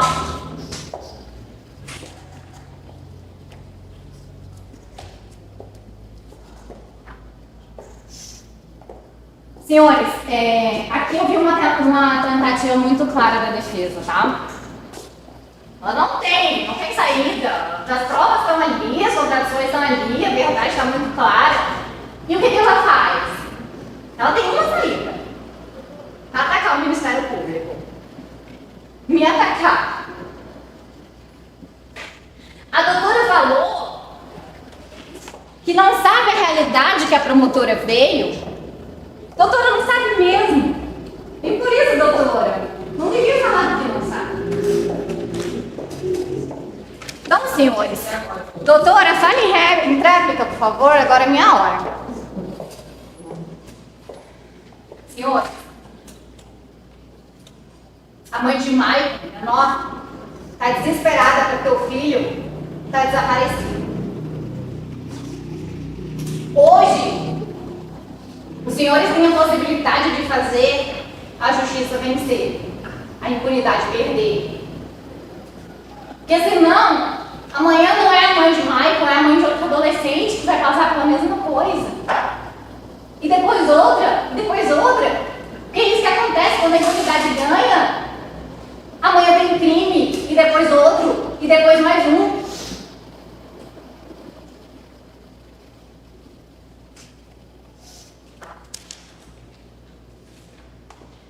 Senhores, a doutora veio com a questão do indício. E aqui, essa tese da doutora trazer o que é o indício, ela é boa porque no significado leigo da palavra, indício parece uma coisa fraca, né? Indício, só indício. Senhores, indício, Código de Processo Penal, artigo 239. Sabem qual título que ele tá. No título a gente tem vários capítulos. Tudo que está nos capítulos se refere ao título. Ele está no título da prova. Indício no processo penal é prova. A gente tem um conjunto de indícios que juntos trazem uma certeza de como foi que aquilo aconteceu. Indício aqui não tem aquele significado leigo que a gente acha que é algo fraco. E por isso que a defesa traz. Mas um indício. Indício é prova. Indício é prova, não sou eu que estou falando. Código de processo penal. E vamos lá. E aqui eu lembro os senhores da questão. A gente tem duas possibilidades de um homicídio. Ou ele é premeditado, ou ele é improvisado. O homicídio premeditado, senhores, quem escolhe onde, como, é o autor. Ele escolhe como vai tirar a vida daquela vítima. Ele não chama as pessoas para assistir. Vem, todo mundo vê que eu vou matar. Ele não vai para um lugar que tem câmera de segurança. Ele vai justamente para um lugar em que ali não vai ter testemunha. E para ele é muito cômodo sair de lá. Não tem provas. E não tem provas porque se tem uma perícia, defesa quer outra. Se tem 3 testemunhas, defesa quer 5. Se tem uma prova clara, se alguém matou aqui agora, vem aqui do lado. Ah não, mas tem que pegar o celular e fazer a extração de dados. A defesa nunca está satisfeita.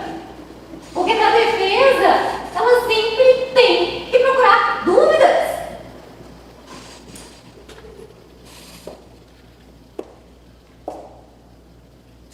Então, senhores, eu não sei cantar, não vou cantar aqui para os senhores, mas tem uma música que eu gosto muito, a oração do tempo. Tá? Ela diz, tempo, tempo, tempo, és um Senhor tão bonito quanto a cara do meu filho. Tempo, tempo, tempo, vou te fazer o último. Senhores, escutem o pedido de Dona Maria. Escutem o pedido da Dona Rosana. Escutem o pedido de Débora. Escutem o pedido do Ministério Público. Façam justiça por Luiz Felipe.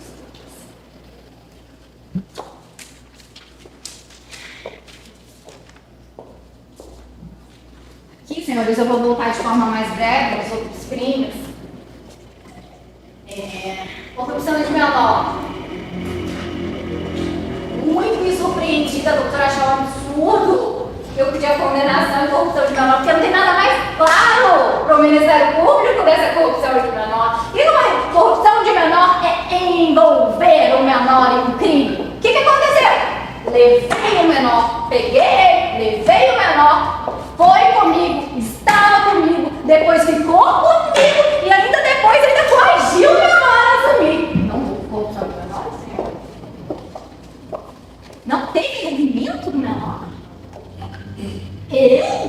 Eu pedi a condenação, continuo sustentando aqui a condenação do crime de corrupção de menor, porque para mim mais é claro do que isso não tem. Houve um envolvimento claro de um menor nesse crime.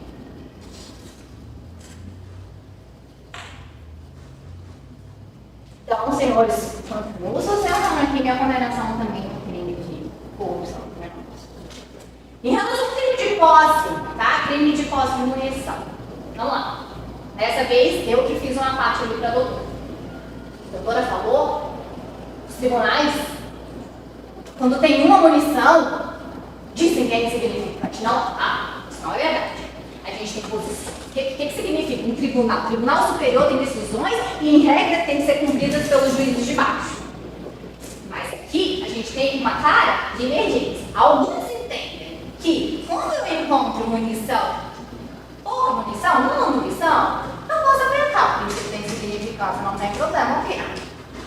Outros entendem que não. Ainda que seja uma munição, por aquelas razões que eu falei para o senhor, que é um crime de perigo ao Estado, uma munição é suficiente para matar alguém, ele não aplica o princípio da insignificância. Senhores, vou ser bem sincera com vocês. Eu peço o princípio da insignificância quando tem uma munição.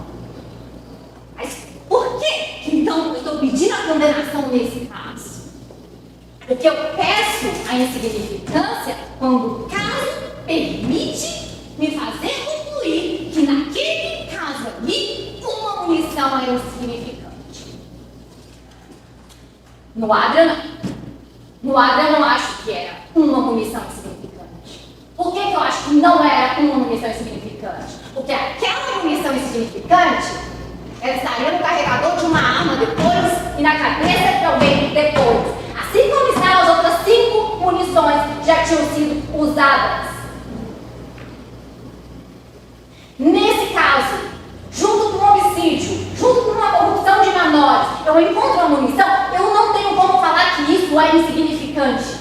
Eu não vou defender a insignificância nesse caso, senhores. Eu espero que os senhores também não reconheçam. Porque uma bala. Mas é uma bala que pode matar alguém, é uma bala que pode estar na cabeça de alguém. E, senhores, a morte é democrática. A morte é democrática, a gente não sabe quem é a próxima vítima. A gente não sabe quem é a próxima vítima. Só que se a gente não reconhecer esse crime, a gente sabe que ela vai existir. A gente só não sabe quem vai ser. Eu não vou carregar isso comigo. Eu espero que os senhores também não queiram carregar isso com os senhores.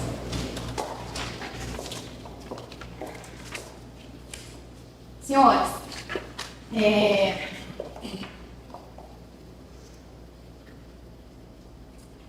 eu vou finalizar a aula, tá? Eu questionei para dona Maria o que teria acontecido com o outro filho da dona Rosana. E ela respondeu pra gente que ele também tinha sido assassinado. Que ele também foi assassinado aos 20 anos de idade. E essa mãe, dona Rosana, ela já ficou sem resposta naquele processo.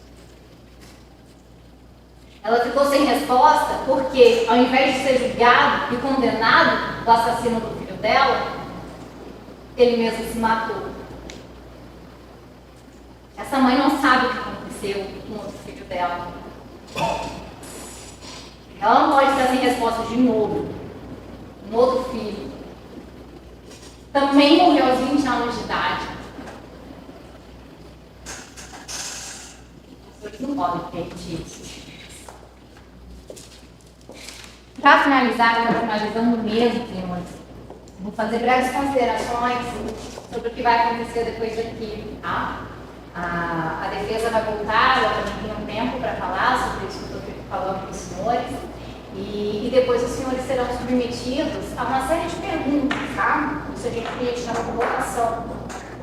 No tribunal do júri, como eu tinha explicado para os senhores, quem vai dizer se ele é culpado ou não são os senhores. Tá? Então, os senhores vão responder algumas perguntas que são formuladas pelo juiz. Aqui eu queria deixar muito claro para os senhores que o voto de cada um aqui é sigiloso. Tá? Ninguém tem como saber quem votou em quê. Tá? Os senhores estão protegidos pelo sigilo. Quando chega um determinado número de votos, o doutor nem abre mais os outros, que é para nem saber se foi unânime, se não foi, quantas pessoas votaram, quantas não votaram.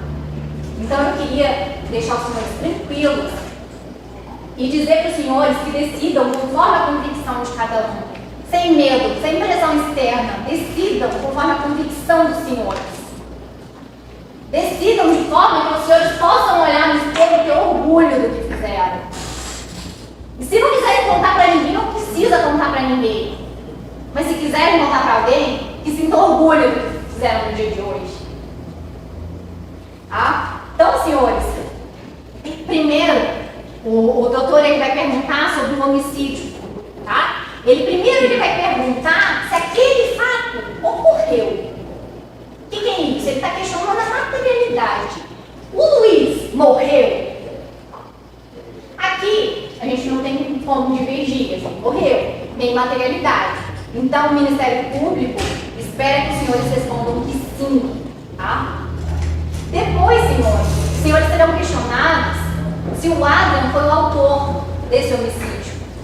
E aqui é a tese principal que a defesa está defendendo, que não foi ele. Teria sido uma quarta pessoa, alguém, além, sei lá quem. Quando os senhores forem perguntados se ele foi o autor, o Ministério Público espera que os senhores respondam que sim. Depois, os senhores vão ser perguntados se os jurados absolvem o acusado. O que é absolver? É nada acontecer. Se absolverem, ele sai com a gente, naquela porta, lado a lado com vocês. Nesse quesito, os senhores podem usar qualquer fundamentação. Os senhores, na verdade, nem precisam fundamentar, porque o sistema que rege o tribunal do júri é o da íntima convicção. O que isso significa? É o que cada um dos senhores entende que aconteceu. Se votarem com o Ministério Público, o Ministério Público espera que na resposta desse quesito, se os senhores absolvem o acusado, os senhores respondam que não. Em seguida, senhores, o doutor vai perguntar sobre a qualificadora do recurso que dificultou a defesa da vítima. E aqui o Ministério Público espera que os senhores reconheçam que sim, porque naquela situação, daquela forma como o crime ocorreu, no lugar onde o crime ocorreu, ele sendo enganado, achando que iria ali fumar uma maconha com seus amigos, 2 contra 1, sem arma, sem esperar, achando que estava com amigos. Então, quando os senhores forem questionados se o réu agiu com um recurso que dificultou a defesa da vítima, o Ministério Público espera que a resposta seja sim. Em seguida, senhores, vão ser quesitadas questões do crime de corrupção de menores, que é o segundo crime. E aqui a gente vai seguir sempre a mesma ordem. Primeiro o juiz pergunta, esse crime ocorreu? Então, quando o juiz perguntar se houve a corrupção do menor, o Ministério Público espera que a resposta seja sim. Vai perguntar se foi Adrian quem facilitou a corrupção daquele menor. E o Ministério Público, da mesma forma, espera que a resposta seja sim. Depois vai ter de novo outra questão perguntando se o jurado absolve o acusado. Senhores, não têm razão para absolver o menor que está envolvido do início ao fim. Então, o Ministério Público espera que a resposta seja não. Depois, vai ser questionado para os senhores se essa infração penal cometida está incluída no rol do artigo 1º da Lei 8.072, é um quesito mais técnico. O que isso significa? Essa lei é a lei de crimes hediondos que eu falei para os senhores. Não sou eu, não é a defesa que fala que um crime é hediondo, é a lei, está na lei. Tem lá, é hediondo, o homicídio qualificado. Então, nesse quesito aqui, não tem outra resposta a não ser reconhecer que sim, que está previsto lá porque está na lei, não sou nem eu que estou falando. Então, quando questionarem se a infração está incluída no rol do artigo 1º da Lei 8.072, o Ministério Público espera que a resposta seja sim. Em seguida, vai ser quesitado sobre o crime de posse da munição. E primeiro, da mesma forma, vai ter a pergunta sobre a materialidade. Aquele crime existiu? Existiu, senhores. A gente teve uma munição intacta que foi apreendida do lado da cama de Adrian. Ninguém mais entrava nesse quarto, ninguém mais tinha acesso, tinha além disso outras munições, falta de arma no celular. Não tem como dizer que esse crime não existiu, então o Ministério Público espera que a resposta seja sim. Em relação à autoria, vamos perguntar se era o Adrian quem possuía essa munição e a resposta, o Ministério Público espera que sim. Já adiantei, ele tentou transferir a culpa para o padrasto dele, ele tentou falar que não era dele, mas, senhores, é o que ele está fazendo desde o início, transferindo a culpa para outra pessoa. E depois os senhores vão ser perguntados se o jurado absolve o réu Adrian em relação a esse crime de posse. E aí o Ministério Público espera que a resposta seja não. Senhores, se os senhores absolverem em razão de ser uma munição, essa uma munição a gente não sabe onde estará amanhã. A gente não sabe na cabeça de quem que essa munição vai estar. Permitir uma munição é permitir um carregador completo, é permitir que ele descarregue esse carregador. Então o Ministério Público espera que não. Senhores, tentei ser breve, até não consegui, mas é isso que eu tinha para falar aos senhores, tá? Eu espero, do fundo do meu coração, que a impunidade não vença hoje, que a verdade vença. Que o medo não vença. Que a gente possa lembrar do dia de hoje como um dia em que cada um dos senhores fizeram justiça para o Luiz Felipe. Obrigada, senhor.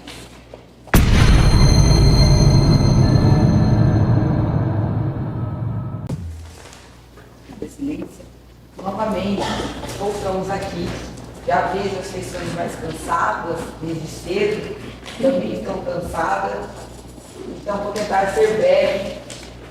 Eu acho que, na cabeça dos senhores, eu tenho certeza que já existe um julgamento.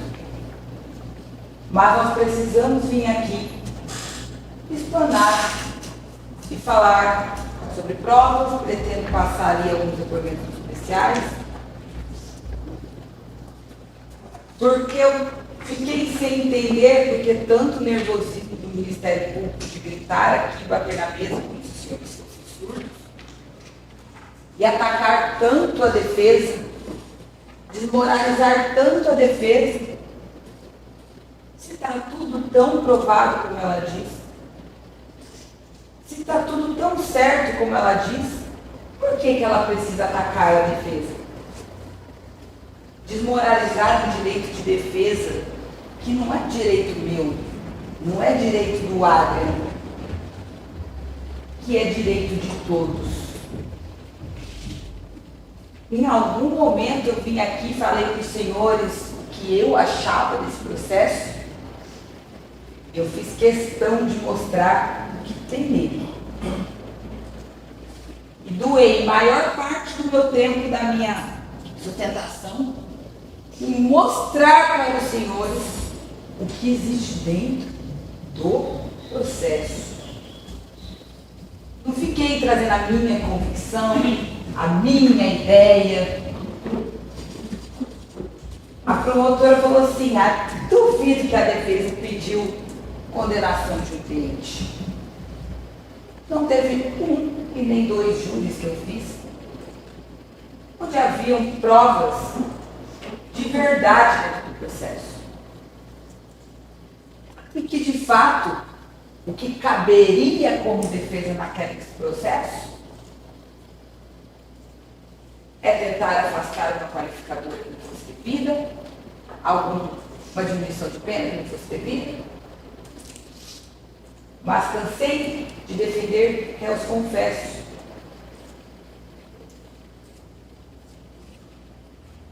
E o Ministério Público, o seu discurso. Eu aceito tomar um café no gabinete da doutora e ver quantos processos ela já pediu uma dissolução. Não agora, doutora. Agora a gente está aqui, mas depois doutora. Já é sexta-feira, dá para a gente tomar um café. Só que, doutora, não estou aqui em nenhum momento para te atacar. Se sentiu ofendido em algum momento, lhe peço desculpas, porque não é a intenção nossa. Aqui finalizou, é o trabalho, estamos ali, vou cumprimentar a doutora, vou cumprimentar a todos, não quero atacar, não qualquer doutora, pessoa dela em momento algum. E quando eu falo do Ministério Público, eu falo do órgão, não falo da doutora. Mas eu falo o que eu vi em 13 anos, só trouxe 2 casos, mas poderia trazer muitos outros. E é por isso que eu não gosto de trabalhar com opiniões. Ouvi muita subjetividade aqui hoje, muita opinião do que o Ministério Público acha. Mas eu não vi uma prova que comprove que o Adrian foi quem atirou na cabeça do Luiz Felipe. A defesa foi pega de surpresa. Teve tempo de ver os vídeos. Eu gostei que foi juntado os vídeos da vara da infância. Eu adorei ver que ele tinha sido absolvido, eu não sabia dessa informação. Eu não sabia que o menor tinha sido absolvido na vara da infância. O menor foi absolvido. Que é ele o risco de voltar lá, como ele iniciou no depoimento dele quando ele estava perdido, que ele falou, vou falar a verdade porque eu quero sair daqui logo. Ai, mas o Adrian falou que ficou junto com ele na delegacia. Então a polícia é mentirosa. Porque a polícia certificou que eles ficaram separados. Ah, vamos entrar nisso. Essa questão da promotora falou, e aí eu já achei bem desleal da parte da promotora, falar que eu podia ter pedido acesso ao processo da vara da infância. Pera lá. Gabriel, artigo 143 do ECA, lê para mim, por favor. É vedada a divulgação de atos judiciais, policiais e administrativos que digam respeito a crianças e adolescentes a que se atribua a autoria de ato infracional. O processo na vara da infância e juventude, ele corre em segredo de justiça absoluto. É diferente quando, por exemplo, de repente você me vem e fala, doutora, veja o processo para mim, veja o processo do meu filho, do meu sobrinho. Doutora, para isso existe o pedido de habilitação, doutora. Eu consigo ter acesso.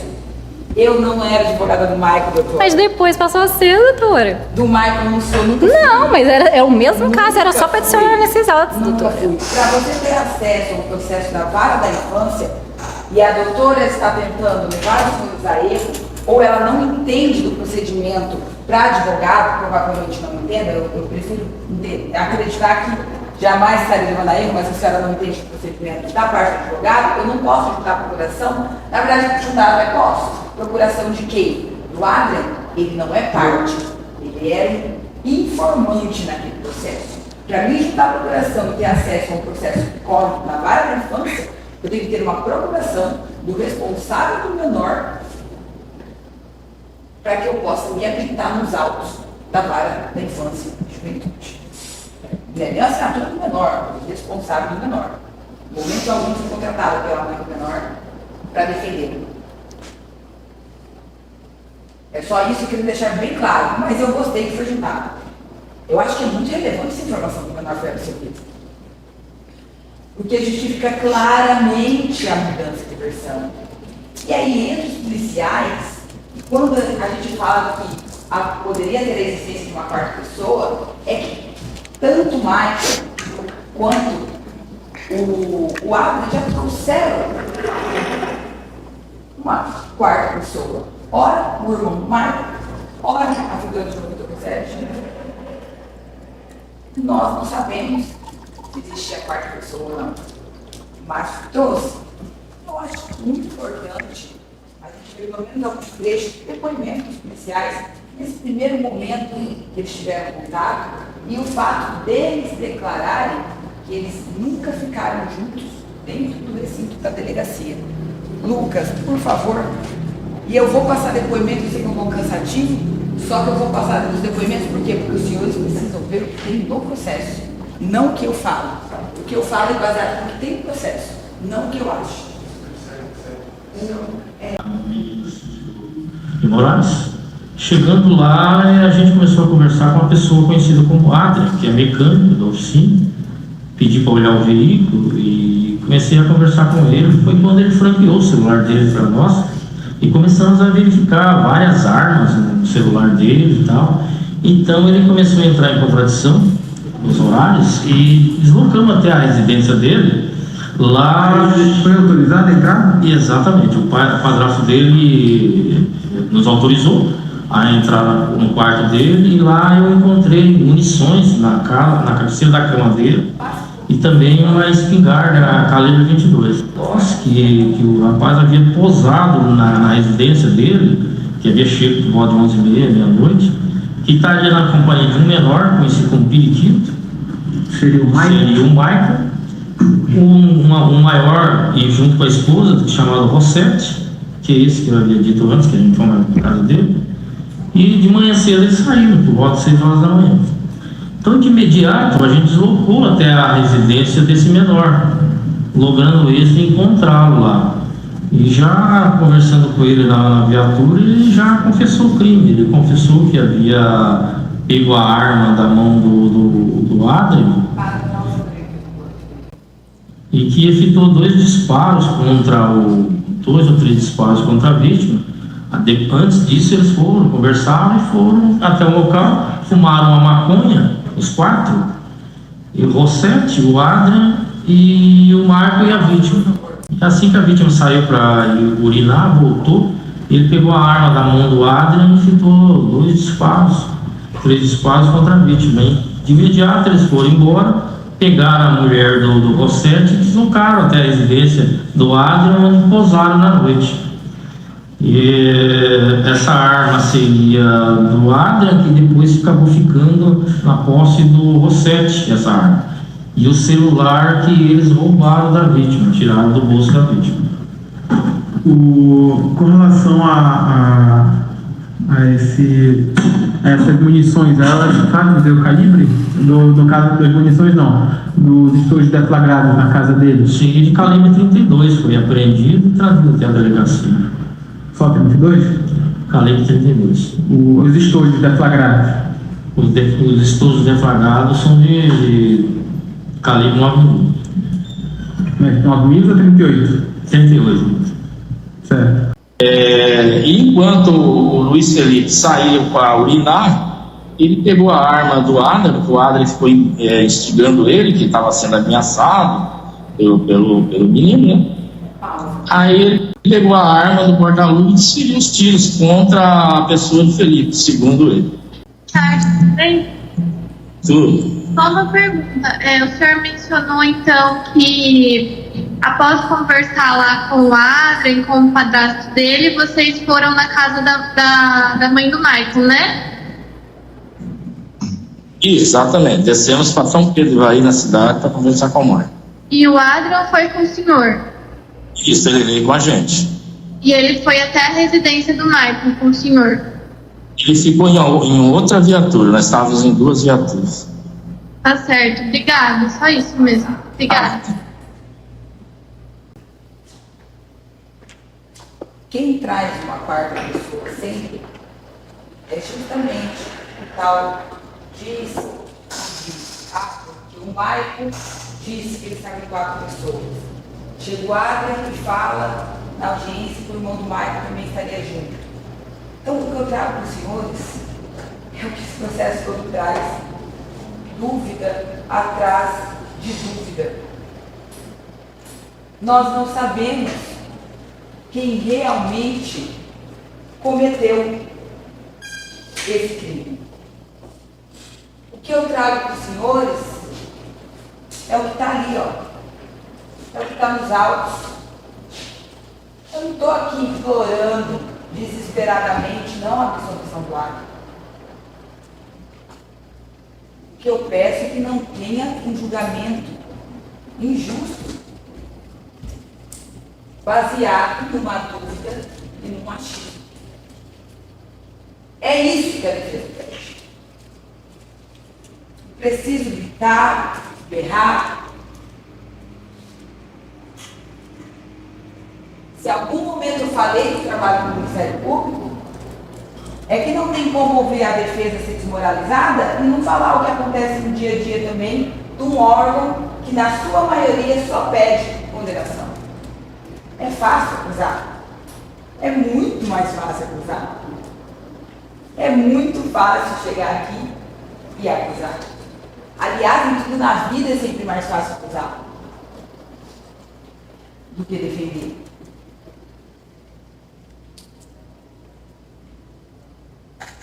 Mas os senhores hoje aqui, como juiz de uma causa, juraram julgar com imparcialidade.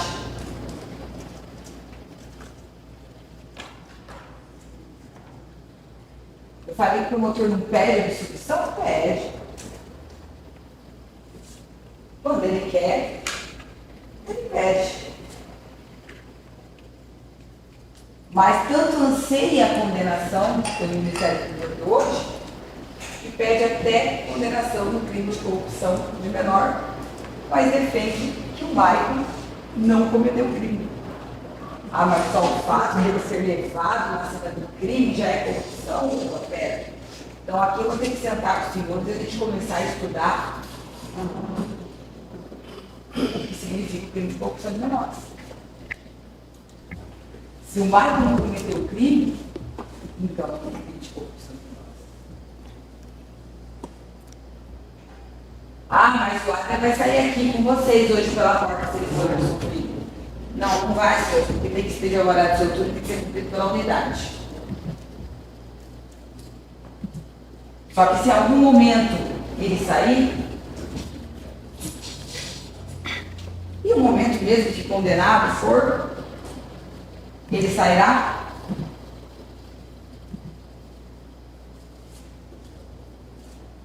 É porque ele teve um julgamento.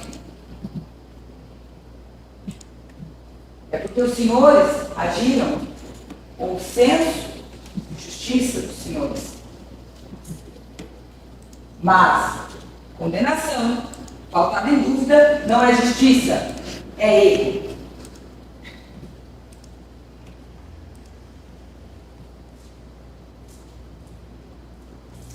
Ai, mas o Maicon fez certo não ter vindo hoje. Um adolescente de 16 anos, como ele ia embora, simples.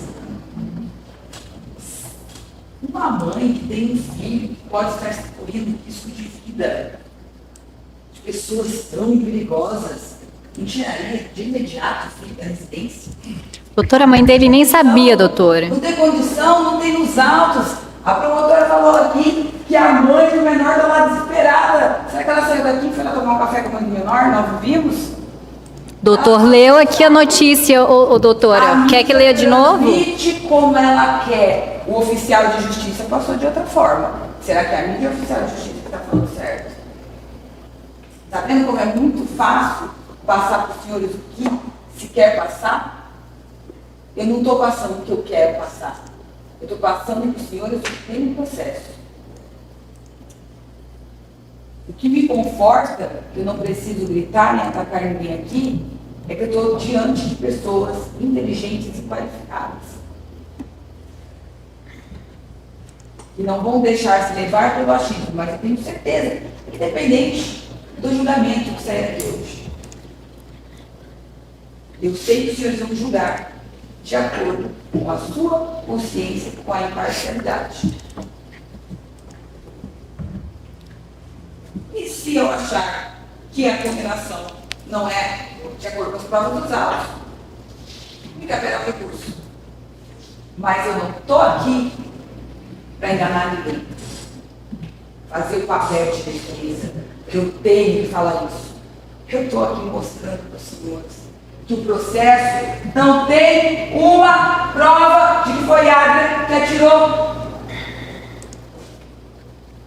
E que eu, como defesa, que advogada, jurei, quando fui pegar a minha ordem, que eu defenderia, sim, as causas e alegaria como vice-justiça.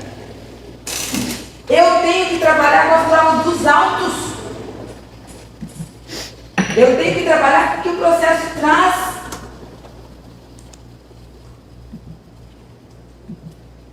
E não foi uma nem duas injustiças de condenações errôneas que eu já vi. Mencionei dois casos para os senhores. Eu poderia mencionar muitos outros. E lá no final do processo, a pessoa com a corda na garganta, a gente conseguiu uma prova mostrando que aquela pessoa ia ser condenada inocentemente.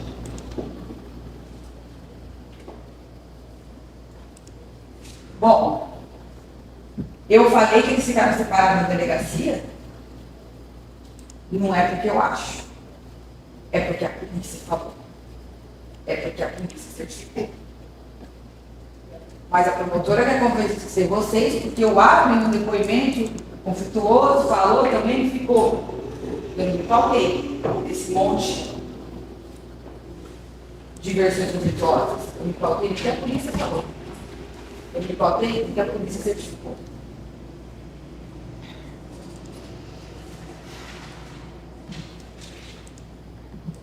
Engraçado que atacar a defesa é o único argumento forte do Ministério Público. Porque em metade da sua fala, eu só vi ataque à defesa. Justamente por quê? Porque ela não tem prova para mostrar. Não tem prova para apresentar. Adri estava no lugar errado, na hora errada. Ele era amigo de Felipe. Felipe não entraria no carro mais de uma vez, de uma pessoa que ele não conhecia, de um desafeto, de alguém que pudesse atentar. Não sabemos o que aconteceu, não sabemos quem mais estava naquele local. Sabemos de algumas pessoas que estavam naquele local. Mas a pessoa que vitimou Felipe, pode estar aí, solto. Só restou o Adri nesse plenário. Só restou esse. O menor confessou ter atirado na cabeça do Felipe, pegou uma medida, nem um aninho de internamento, nem 6 meses de internamento. Ele está lá. Ele resolveu hoje, dá no pé para não ter que vir aqui. Ah, porque ele está amedrontado. Porque ele é portão com parede com a casa do João. João está na rua faz 8 meses. Se ele se sentisse amedrontado, ele continuaria aqui. Só às vésperas do júri fugiria, viria na audiência. O Adri está preso. Tem lógica, fundamento. Chega até a ser ridículo ter que ficar falando isso hoje.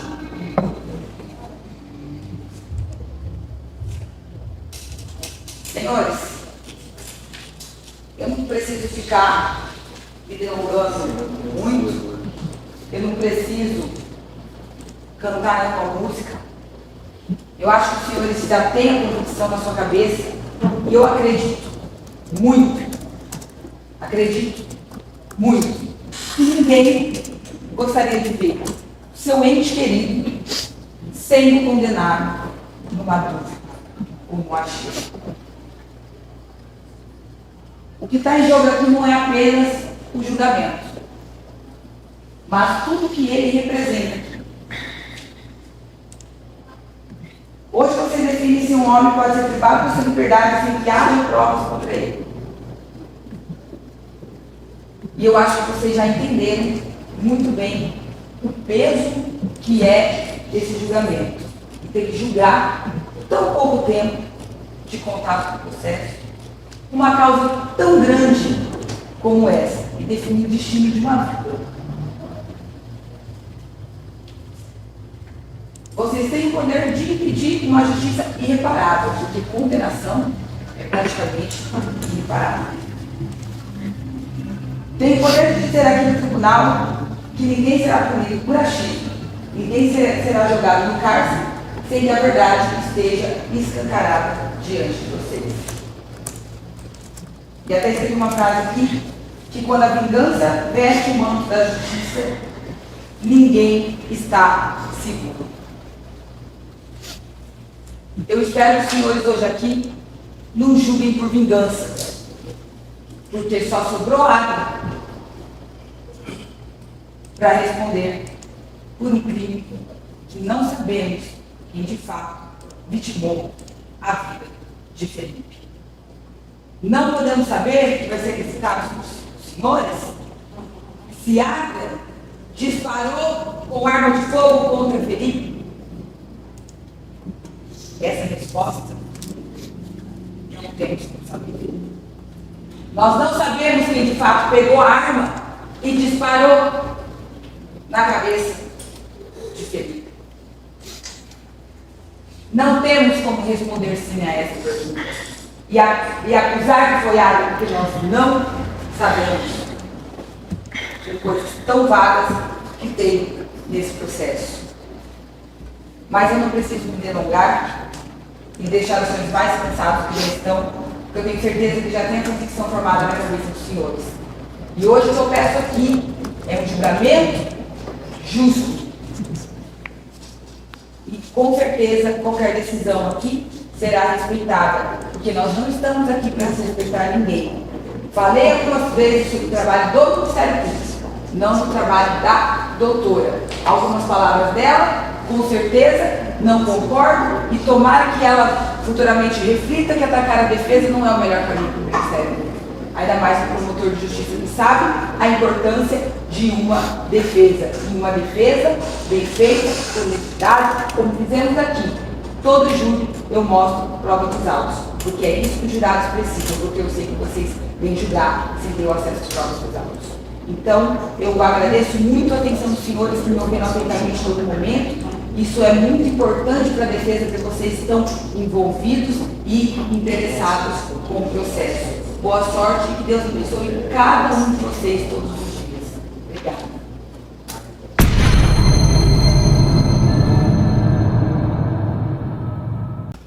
Assim, somando-se as penas dos 3 delitos pelo qual foi condenado, fica definitivamente condenado a pena de 13 anos e 4 meses de reclusão, 1 ano de detenção e 10 dias multa.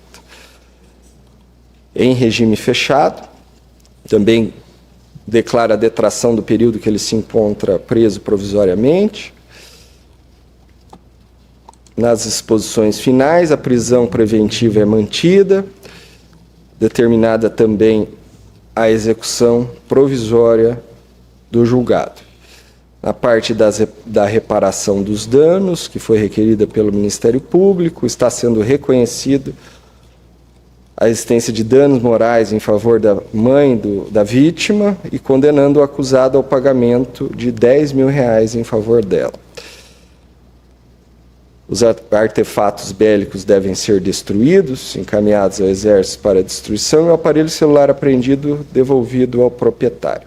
Após o trânsito em julgado, façam-se as anotações e comunicações devidas. Espeça-se guia de recolhimento. Comunique-se o Tribunal Regional Eleitoral para fins do artigo 15.3 da Constituição Federal. Encaminhe os autos ao contador para cálculo das custas e multa. Dou esta sentença por publicada nessa sessão e as partes por intimadas. Registre-se, Jandaia do Sul, 21 de fevereiro de 2025.